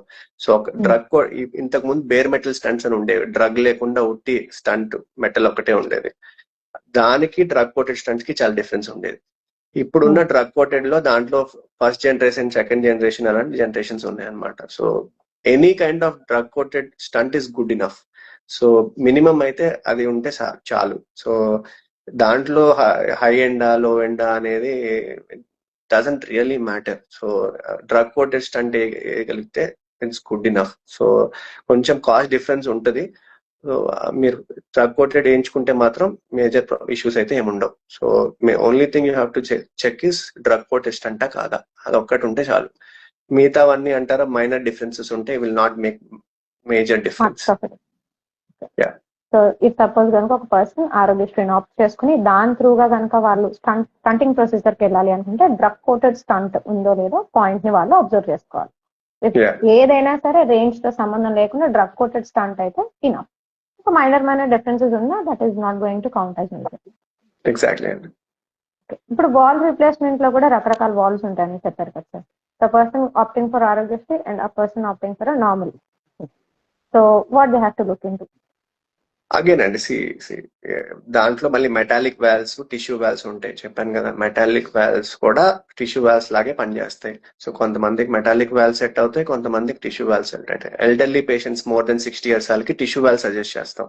ఎందుకంటే టిష్యూ వాల్వ్స్ విల్ బి ఒక 15 years దాకా పనిచేస్తాయి. దాని తర్వాత మళ్ళీ దాంట్లో ప్రాబ్లం రావచ్చు, ఇంకో సర్జరీ పడవచ్చు. సో 60 years దాటిన వాళ్ళకి టిష్యూ వాల్వ్ సజెస్ట్ చేస్తాం. లెస్ దెన్ 60 years వాళ్ళకి టిష్యూ వాల్వ్ సజెస్ట్ చేయం. సో లెస్ దెన్ 60 వాళ్ళకి ఓన్లీ మెటాలిక్ వాల్వ్స్. సో ఏ ఏజ్ అయినా less than 60 metallic is the treatment of choice. దాంట్లో కూడా చిన్న చిన్న మోడల్స్ ఉంటాయి, టైప్ ఆఫ్ వాల్వ్స్ ఉంటాయి, కొంచెం కాస్ట్ డిఫరెన్స్ ఉంటుంది. It's like car. సో మనం కార్ కొనడానికి వెళ్ళడానికి ఆ 15 lakhs లో చాలా రేంజెస్ ఉంటాయి, ఏదో చిన్న చిన్న ఫీచర్స్ డిఫరెన్స్ ఉంటాయి. But any basic car which will serve the purpose is good enough. So ఈ వాల్వ్ వేసుకోవాలి. మెటాలిక్ వాల్వ్ అట్లీస్ట్ వేసుకోకపోవడం కన్నా బేసిక్ మెటాలిక్ వాల్వ్ వేసుకున్నా it is good enough. So డబ్బులు ఉంటే వేసుకోవచ్చు, లేదు మినిమం మెటాలిక్ వాల్వ్ వేసుకోవడం చాలా ఇంపార్టెంట్. సో అదే వేసుకోవాలి, ఇదే చేసుకోవాలని రూల్ అయితే ఏం లేదు. So and that is one thing. కొంతమందికి ఏంటంటే వాళ్ళు ఉన్న హిస్టరీ బట్టి మెటాలికే సెట్ అవుతాయి, వాళ్ళకున్న హిస్టరీ బట్టి టిష్యూవే సెట్ అవుతాయి. అది డాక్టర్ డిసైడ్ చేస్తారు. సో దాన్ని బట్టి కూడా ఇట్ ఈస్ క్రూషియల్. సో ఆ మెటాలిక్ టిష్యూ అనేది we will take a call. దాంట్లో కాస్ట్ వేరియేషన్స్ అనేది then patient can obviously select it, but patient cannot select whether it's metallic or tissue basing on this thing. So doctor will decide. Okay, so the doctor will be deciding. ఏదైనా సరే you don't have to worry much. Exactly. So doctor will definitely give you the good options. దాంట్లో చిన్న చిన్న variations ఉంటాయి. దాన్ని బట్టి he will only suggest you which is better for you, then just go with whatever he says. So ఇప్పుడు వచ్చిన recent advancement ఏంటి sir with regards to the department of intervention? So the latest గా ఏంటంటే minimally invasive valve replacements వచ్చినాయండి. So ఇంత ముందు valve replacement అంటే open heart చేసి వాల్వ్ కట్ చేసి కొత్త వాల్వ్ వేయాల్సి వచ్చేది. ఇప్పుడు కొత్తగా ఓపెన్ చేయకుండా కాళ్ళల్లో నుంచే మనం వెళ్ళి హార్ట్ వాల్వ్ అనేది రిప్లేస్ చేసి వచ్చేస్తున్నాం. సో సింపుల్ గా 2 days లో ఇంటికి వెళ్ళిపోవచ్చు. Heart valve without open heart. So దీన్ని టావర్ అంటాం, ట్రాన్స్అయార్టిక్ వాల్వ్ రిప్లేస్మెంట్. సో ఇది ఏంటంటే సింపుల్. సో ఓపెన్ కట్ చేయకుండా కాళ్ళల్లో నుంచి వెళ్ళి మనం లోపలికి వెళ్ళి వాల్వ్ మార్చేసి వచ్చేయచ్చు. అన్ని వాల్వ్స్ కి లేవు, కొన్ని వాల్వ్స్ కి ట్రీట్మెంట్ స్టార్ట్ అయింది, కొన్ని వాల్వ్స్ స్టడీస్ లో ఉంది. సో ఆ స్టడీస్ లో ఫ్యూచర్ లో మిగతా వాల్వ్స్ కూడా వచ్చే ఛాన్స్ ఉంటుంది. ప్రస్తుతానికి ఈ కొన్ని అయోటిక్ వాల్వ్ కి అండ్ కొన్ని మైటల్ వాల్వ్స్ కి ఆల్రెడీ ఉన్నాయి, అండ్ ట్రైకస్పిడ్ వాల్వ్స్ అవన్నీ వేరే కంట్రీస్ లో ఉన్నాయి, ఫ్యూచర్ లో మనకు కూడా వస్తాయి. సో స్లోగా ఏంటంటే ఈ కొత్త మినిమల్లీ ఇన్వేజివ్ ప్రొసీజర్స్ అనేది వచ్చేస్తున్నాయి. సో ఈ ఓపెన్ చేయకుండా వాల్వ్ రిప్లేస్మెంట్ చేసే పద్ధతులు కొద్ది కాస్ట్లీ ఉన్నాయి ప్రస్తుతానికి, బట్ ఫ్యూచర్ లో అది మెయిన్ స్ట్రీమ్ అయిపోతాయి. So elderly patients 80+, 90+, high risk patients కి ఇది చాలా safer option. Okay. So recently వచ్చిన advancements లో we are minimally invasive regards to valve replacements. Yes. Okay. So ఇప్పుడు ఈ వాట్ ఎవర్ సార్ ఈ అడ్వాన్స్మెంట్స్ ఏవైతే అవుతున్నాయో ఇవైతే జరుగుతున్నాయో ఈ అడ్వాన్స్మెంట్స్ రిలేటెడ్ ఒక పర్సన్ తెలుసుకోవాలి అని అనుకుంటే what is the reliable source? అంటే ఏదైనా ఒక certain website that you can go search there, వచ్చిన కొత్త అడ్వాన్స్మెంట్స్ అన్ని మీకు తెలుస్తాయి, యూ కెన్ చెక్ దేర్ అనేది ఏదైనా ఒక పాయింట్? అంటే స్పెసిఫిక్లీ అలాంటి అన్ని కలిపి ఒక వెబ్సైట్ అలా ఉండవండి. But generally there are lot of sources on YouTube where దాంట్లో ఇలా మనం పాడ్కాస్ట్ ఎలా చేస్తాము అలాంటివి they will give you some insights about the latest advances, latest studies and all that. But ఒకే వెబ్సైట్ లో వెళ్ళి అన్ని కార్డియాలజీలో ఉన్నవన్నీ చూసుకునేటట్టు అలా అయితే ఏం వెబ్సైట్ లేదు. సో ఎందుకంటే it is tailored to individual అండి, ఒక్కొక్క పర్సన్ కి ఒక్కొక్క టైప్ ఉంటుంది. So you have to, your doctor is the best person to tell you what is the best option for you. So మీకు ఏది కరెక్ట్ అనేది వాళ్ళే డిసైడ్ చేస్తారు. మీరు చాట్ జీపీటీ, జెమినై ఇవన్నీ చాలా వచ్చినాయి.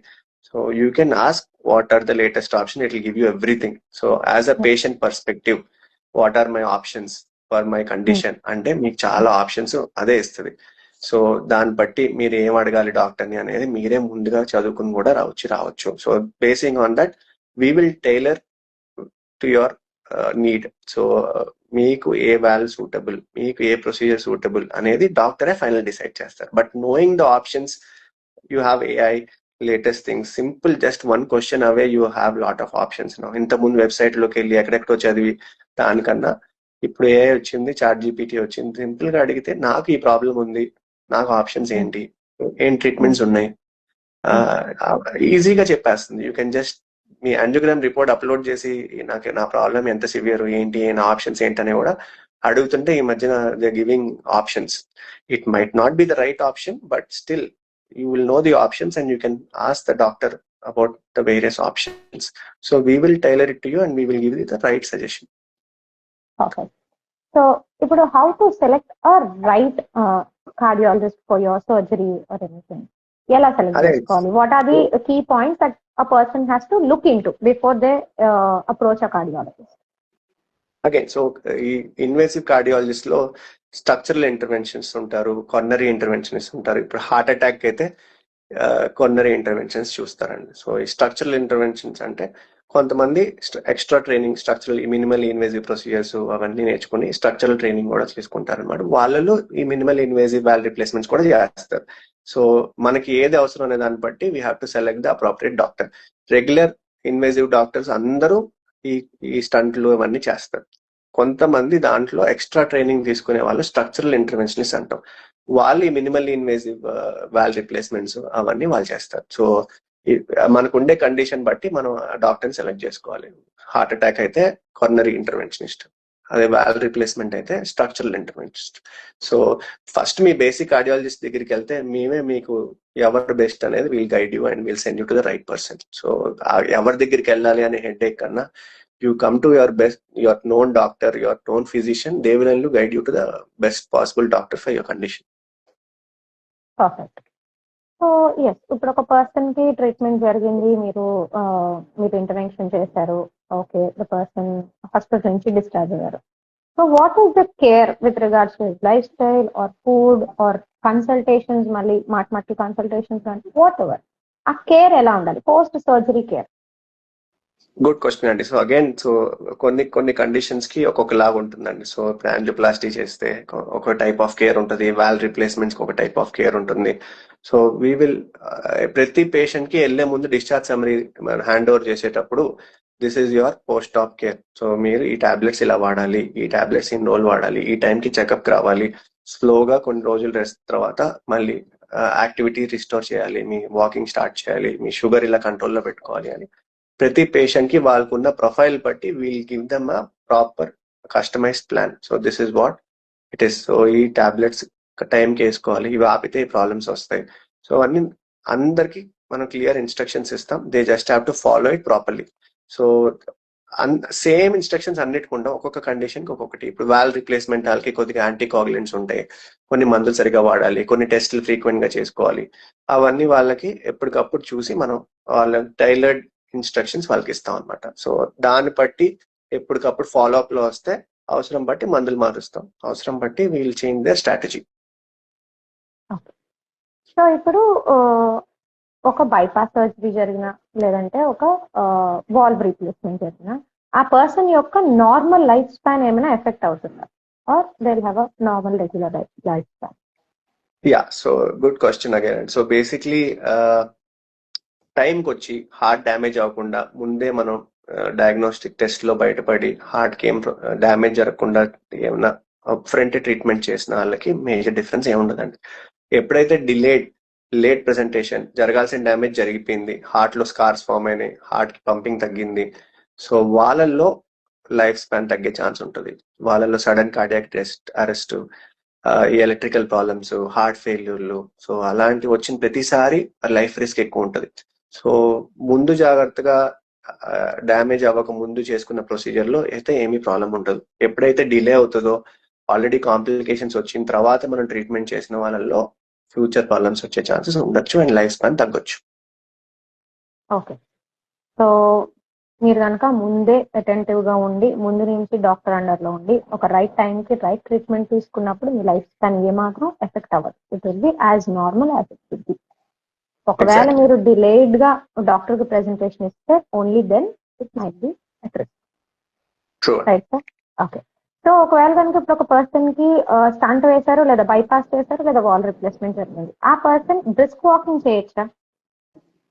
చేయాలండి. So again initially few days కొంచెం రెస్ట్ ఇస్తాము. So until your scars improve. ఈ బైపాస్ చేసిన వాళ్ళకి కొంచెం స్కార్స్ అవన్నీ ఉంటాయి కాళ్ళల్లో, గ్రాఫ్ట్స్ తీసిన చోట.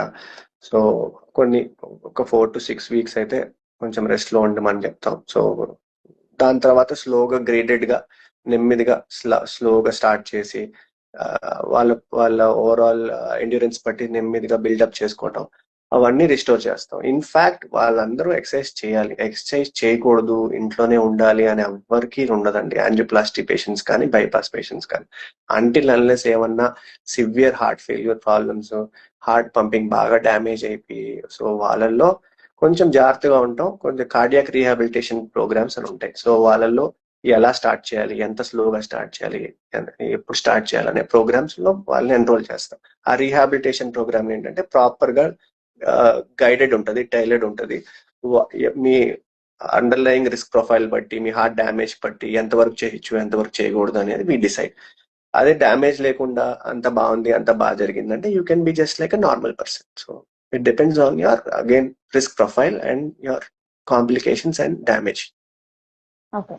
ముందుగా ఒక డాక్టర్ అడ్వైస్ తీసుకుని మీ యాక్టివిటీ లెవెల్ ఎలా ఉండాలి అనేది మీకు డాక్టర్ అడ్వైస్ చేస్తారు. Only then according to his suggestions మాత్రమే మీరు మీ యాక్టివిటీ లెవెల్ ని స్లోగా గ్రాడ్యువల్ గా you can build it up according to the phase profile. Right sir? Okay. So moving forward, let's now have a quick rapid fire sir. Okay. Right. So sugar ఎంత వరకు heart health కి is it adversely acting? Diabetes అండి? Yeah, diabetes. Sugar, consumption of sugar. Yeah, sugar. Is it? Yeah, sugar, it's in limited quantities, it's fine. So any high sugars, high carbs is not good for your body. So excessive sugar will cause damage to your blood vessel lining. So అది దానివల్ల inflammation కానీ endothelial damage కానీ future లో ఈ heart attacks వచ్చే problems ఎక్కువ ఉంటాయి. So ఎప్పుడు వెయిట్ కంట్రోల్ చేసుకోవటం, so sugar overall intake control చేసుకోవడం, ఇవన్నీ చాలా ఇంపార్టెంట్. సో షుగర్ తెలియకుండా ఈ అండర్లయింగ్ ప్రాబ్లమ్స్ అనేది సైలెంట్ డ్యామేజ్ చేసేస్తూ ఉంటుంది. సో ఇప్పటి నుంచి స్టార్ట్ అవుతుంది, లాంగ్ టర్మ్ గా మనకు చాలా కనిపిస్తాయి అనమాట. సో చూసే కొద్దీ ఒక నెక్స్ట్ 5 years 10 years లో you'll have some problems. So that is the reason we make sure that your diet is proper with balance diet. ఎక్కువ షుగర్ కాకుండా overall balance diet, vegetables, fruits, and protein, and some amount of sugar. It's a balanced diet is really crucial. Only sugar will definitely damage in the long run. Okay. So ఈ మధ్య వచ్చిన recent trend ఏంటంటే sir, fruit diet. చాలా మంది fruit డైట్లు చేసేస్తున్నారు. Day అంతా fruit తింటారు, ఇంకేం తినరు. And it goes on for 15-20 days and then they opt for liquid diets. They'll take only liquids and then slowly they'll start eating. So ఇదంతా heart health పైన adversely ఎలా ఎఫెక్ట్ చేస్తారు? అదే అండి. సో అగైన్ ఈ sudden drastic changes is not good for the body. So again balance diet is important. అన్ని vitamins, proteins, carbs, fat అంతా కలిపి ఆ బ్యాలెన్స్ డైట్ అంటాం. Your heart will require all of this. So ఏదో ఒక్క fruit, ఒక్క vitamin, ఒక్క super food తీసుకుంటే నా హార్ట్ బాగుంటుంది, లేదంటే ఇదే తింటే నాకు ఏమవుదని ఎప్పుడు అలా ఉండదు. It's a balance diet. Overall you need all vitamins, all proteins, carbs, fats, good fats. ఆ బ్యాలెన్స్ తీసుకున్నంత కాలం you will not have any problems. Only when there is a sudden issues like only sugar, only fat or excessive fat, excessive sugars is what is damaging to your heart. So PCOD, PCOS or రకరకాల hormonal imbalances ఉన్న ఆడవాళ్ళలో heart health ఏమైనా compromise అవుతుందా? Yes and so basically again అమ్మాయిల్లో oestrogen ఉంటుంది. So oestrogen వల్ల ఏంటంటే heart కి ఎంతో కొంత ప్రొటెక్షన్ ఉంటుంది. సో ఈస్ట్రోజన్ ఉన్నంత కాలం హార్ట్ ప్రాబ్లమ్స్ వచ్చే ఛాన్సెస్ చాలా తక్కువ ఉంటాయి.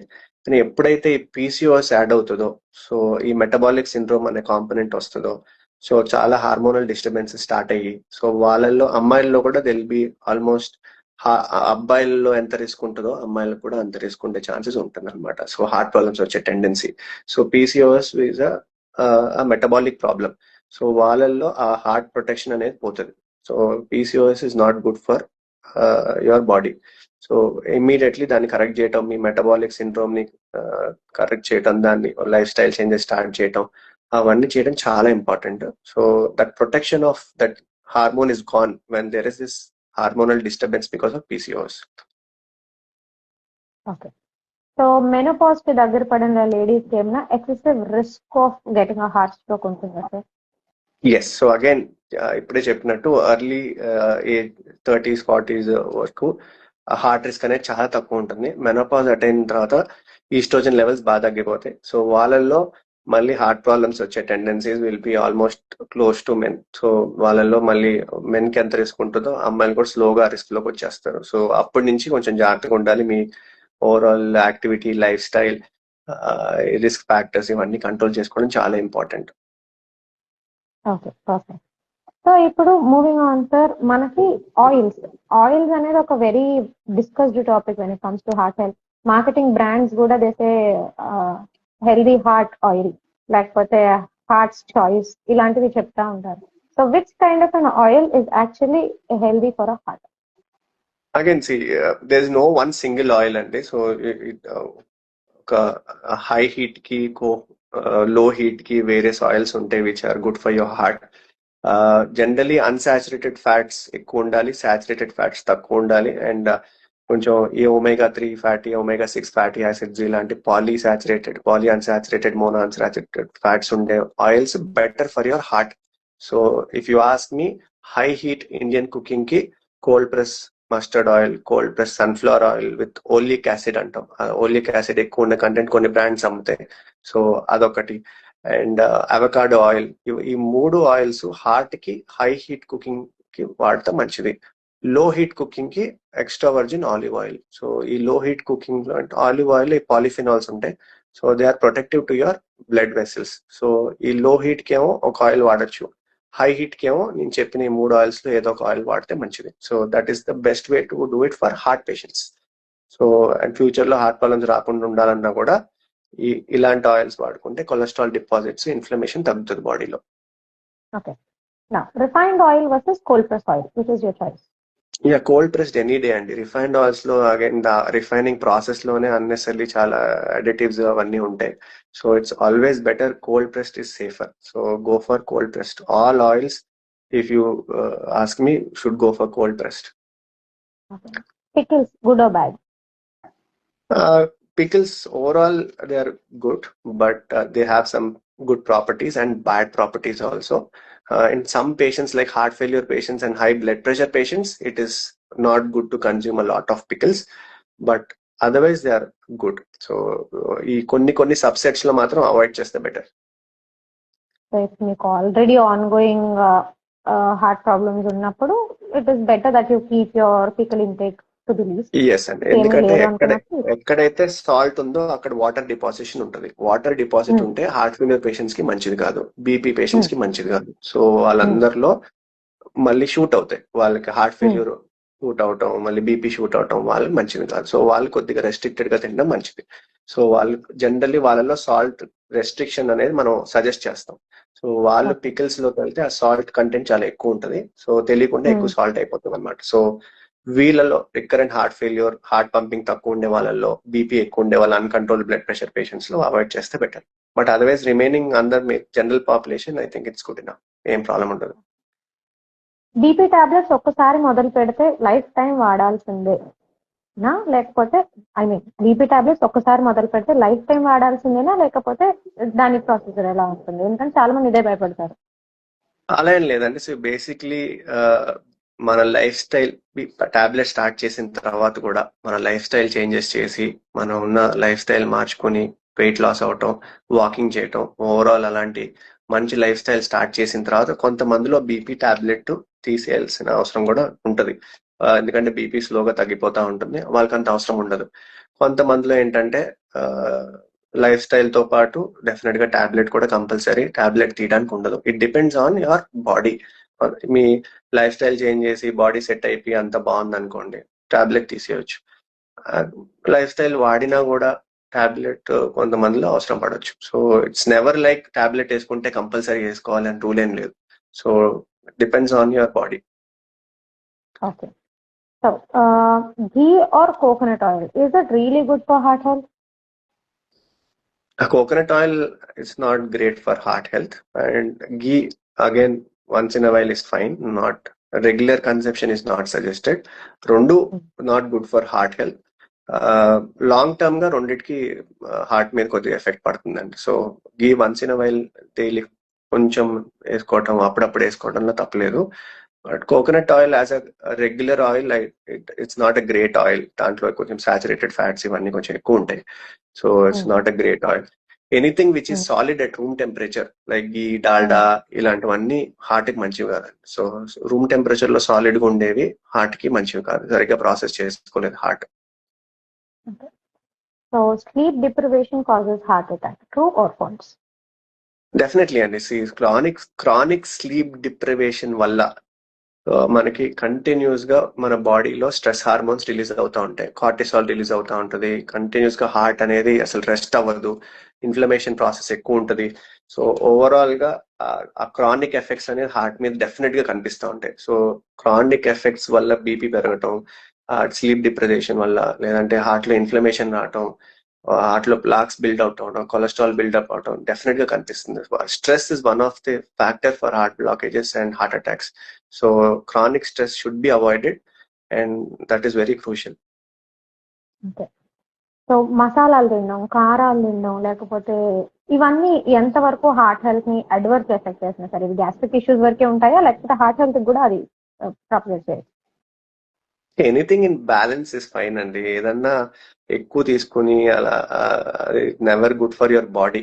సో ఓవరాల్ బాడీలో ఏదన్నా ఎక్కువ మసాలాలు, ఎక్కువ కారం తీసుకుంటే ఏంటంటే మన గట్ మైక్రోబయోమ్ అనేది డిస్టర్బ్ అవుతుంది, మన గట్ ప్రాబ్లమ్ స్టార్ట్ అవుతాయి. గట్ ఎఫెక్ట్ అయితే స్లోగా బాడీలో ఇన్ఫ్లమేషన్ స్టార్ట్ అవుతుంది. సో ఇన్ఫ్లమేషన్ స్టార్ట్ అయితే హార్ట్ లో కూడా ఎఫెక్ట్ అవుతుంది. So it's everything is interlinked. So so gut microbiome concept మీరు ఈ మధ్యన వింటానే ఉంటారు. సో ఆ గట్ లో హెల్దీ బ్యాక్టీరియా మెయింటైన్ చేయటం అవన్నీ చాలా ఇంపార్టెంట్. సో మనం ఎప్పుడైతే ఆ హెల్దీ బ్యాక్టీరియా మెయింటైన్ చేయకపోతే మిగతా ఆర్గన్స్ కూడా ఎఫెక్ట్ అవుతాయి. So that good diet and balance diet is really crucial for your heart health. So over masala, over కారాలు ఇవన్నీ కూడా it's not good for your gut. Whey proteins or plant proteins, are they both good for heart health or not? Plant proteins are better, and whey protein taken in limited quantities appropriate for your body is good. So danvalla em problem undadu. Anything excessive over consumption is not good for your heart.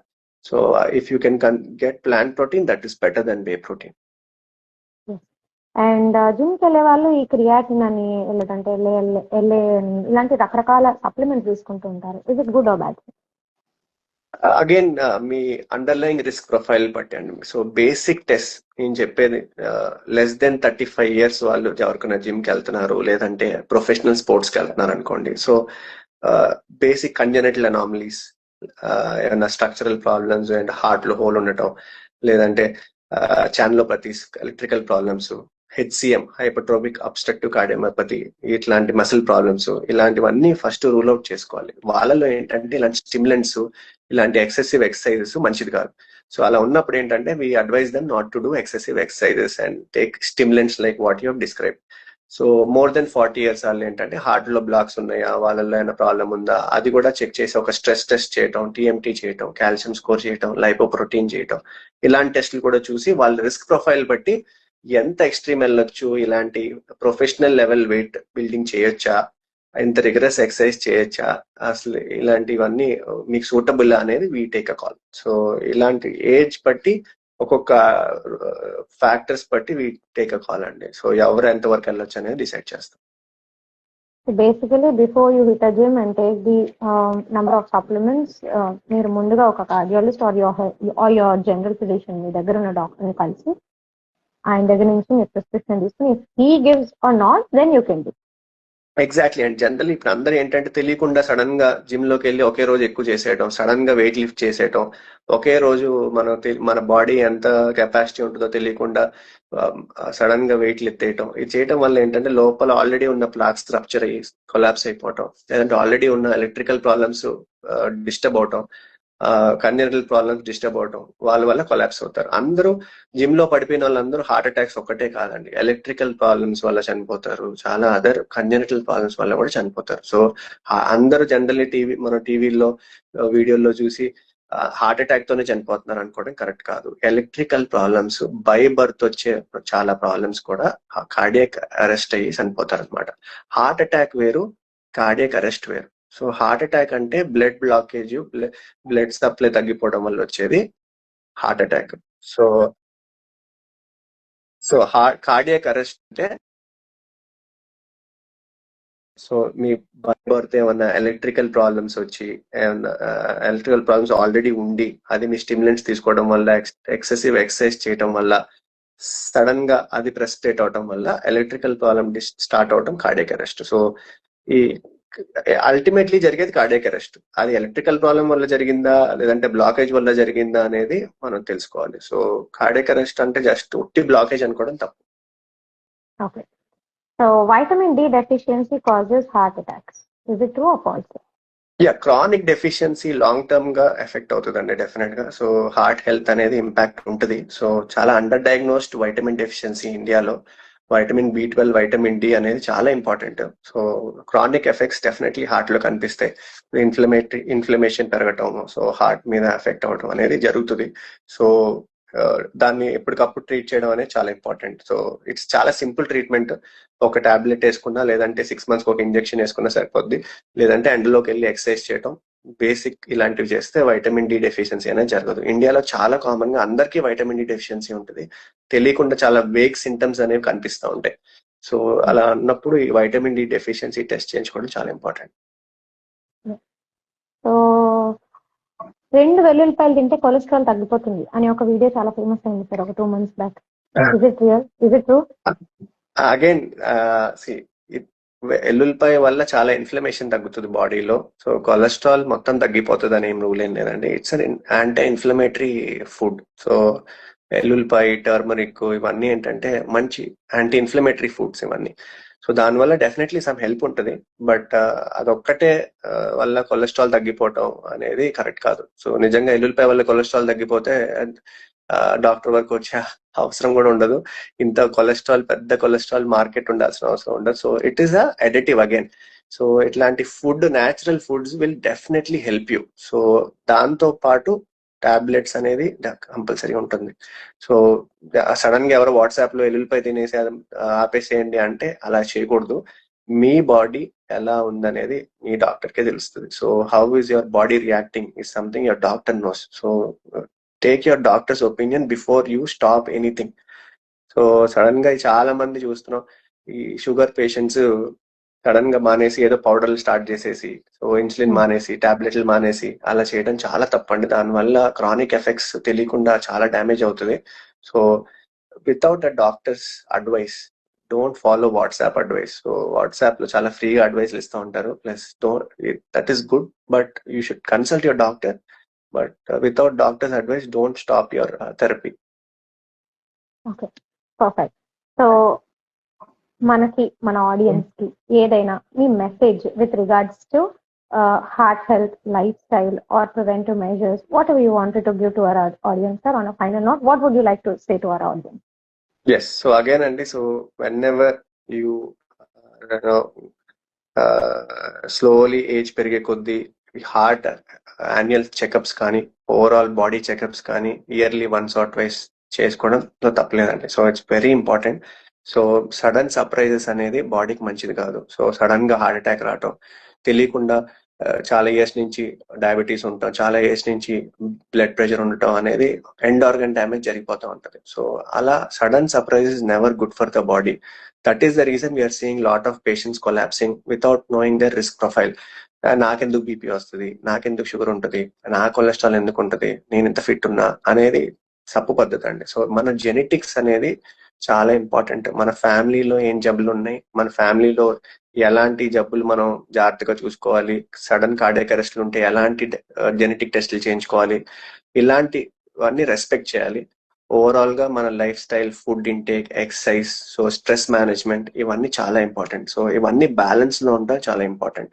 So health is something which is really important. ఒక్కసారి once you lose your health, you lose everything. So మనం సంపాదించిందంతా enjoy చేయడానికి కూడా ఉండదు. So health is really crucial. Once you lose health, everything is destroyed. Yeah, that was very great advice, sir. Thank you so much. Thank you so much for your patience and your presence into our live session. నిజంగా చాలా insightful content ఇచ్చారు. ఈ different processes గురించి కానీ, లేకపోతే ఈ insights కానీ నిజంగా మనం వెతికినా మనకి ఎక్కువగా దొరికేవైతే కాదు. ఒక ఎక్స్పర్ట్ హిమ్సెల్ఫ్ అని టాకింగ్ కదా, మాకు వచ్చే కాంటెంట్ డిఫరెంట్ లెవెల్లో ఉంటుంది. ఆ ఇన్సైట్స్ మాకు ఇచ్చినందుకు thank you so much, sir. We're very glad that you're here. Thank you so much. Thank you, Arita. Thanks for inviting me today. And I think you're doing a great job. ఇలాగే అందరినీ educate చేసి various professionals పిలిచి అందరినీ ఇలా educate చేస్తూ ఉండాలని all the best you. So bye. Thank you so much.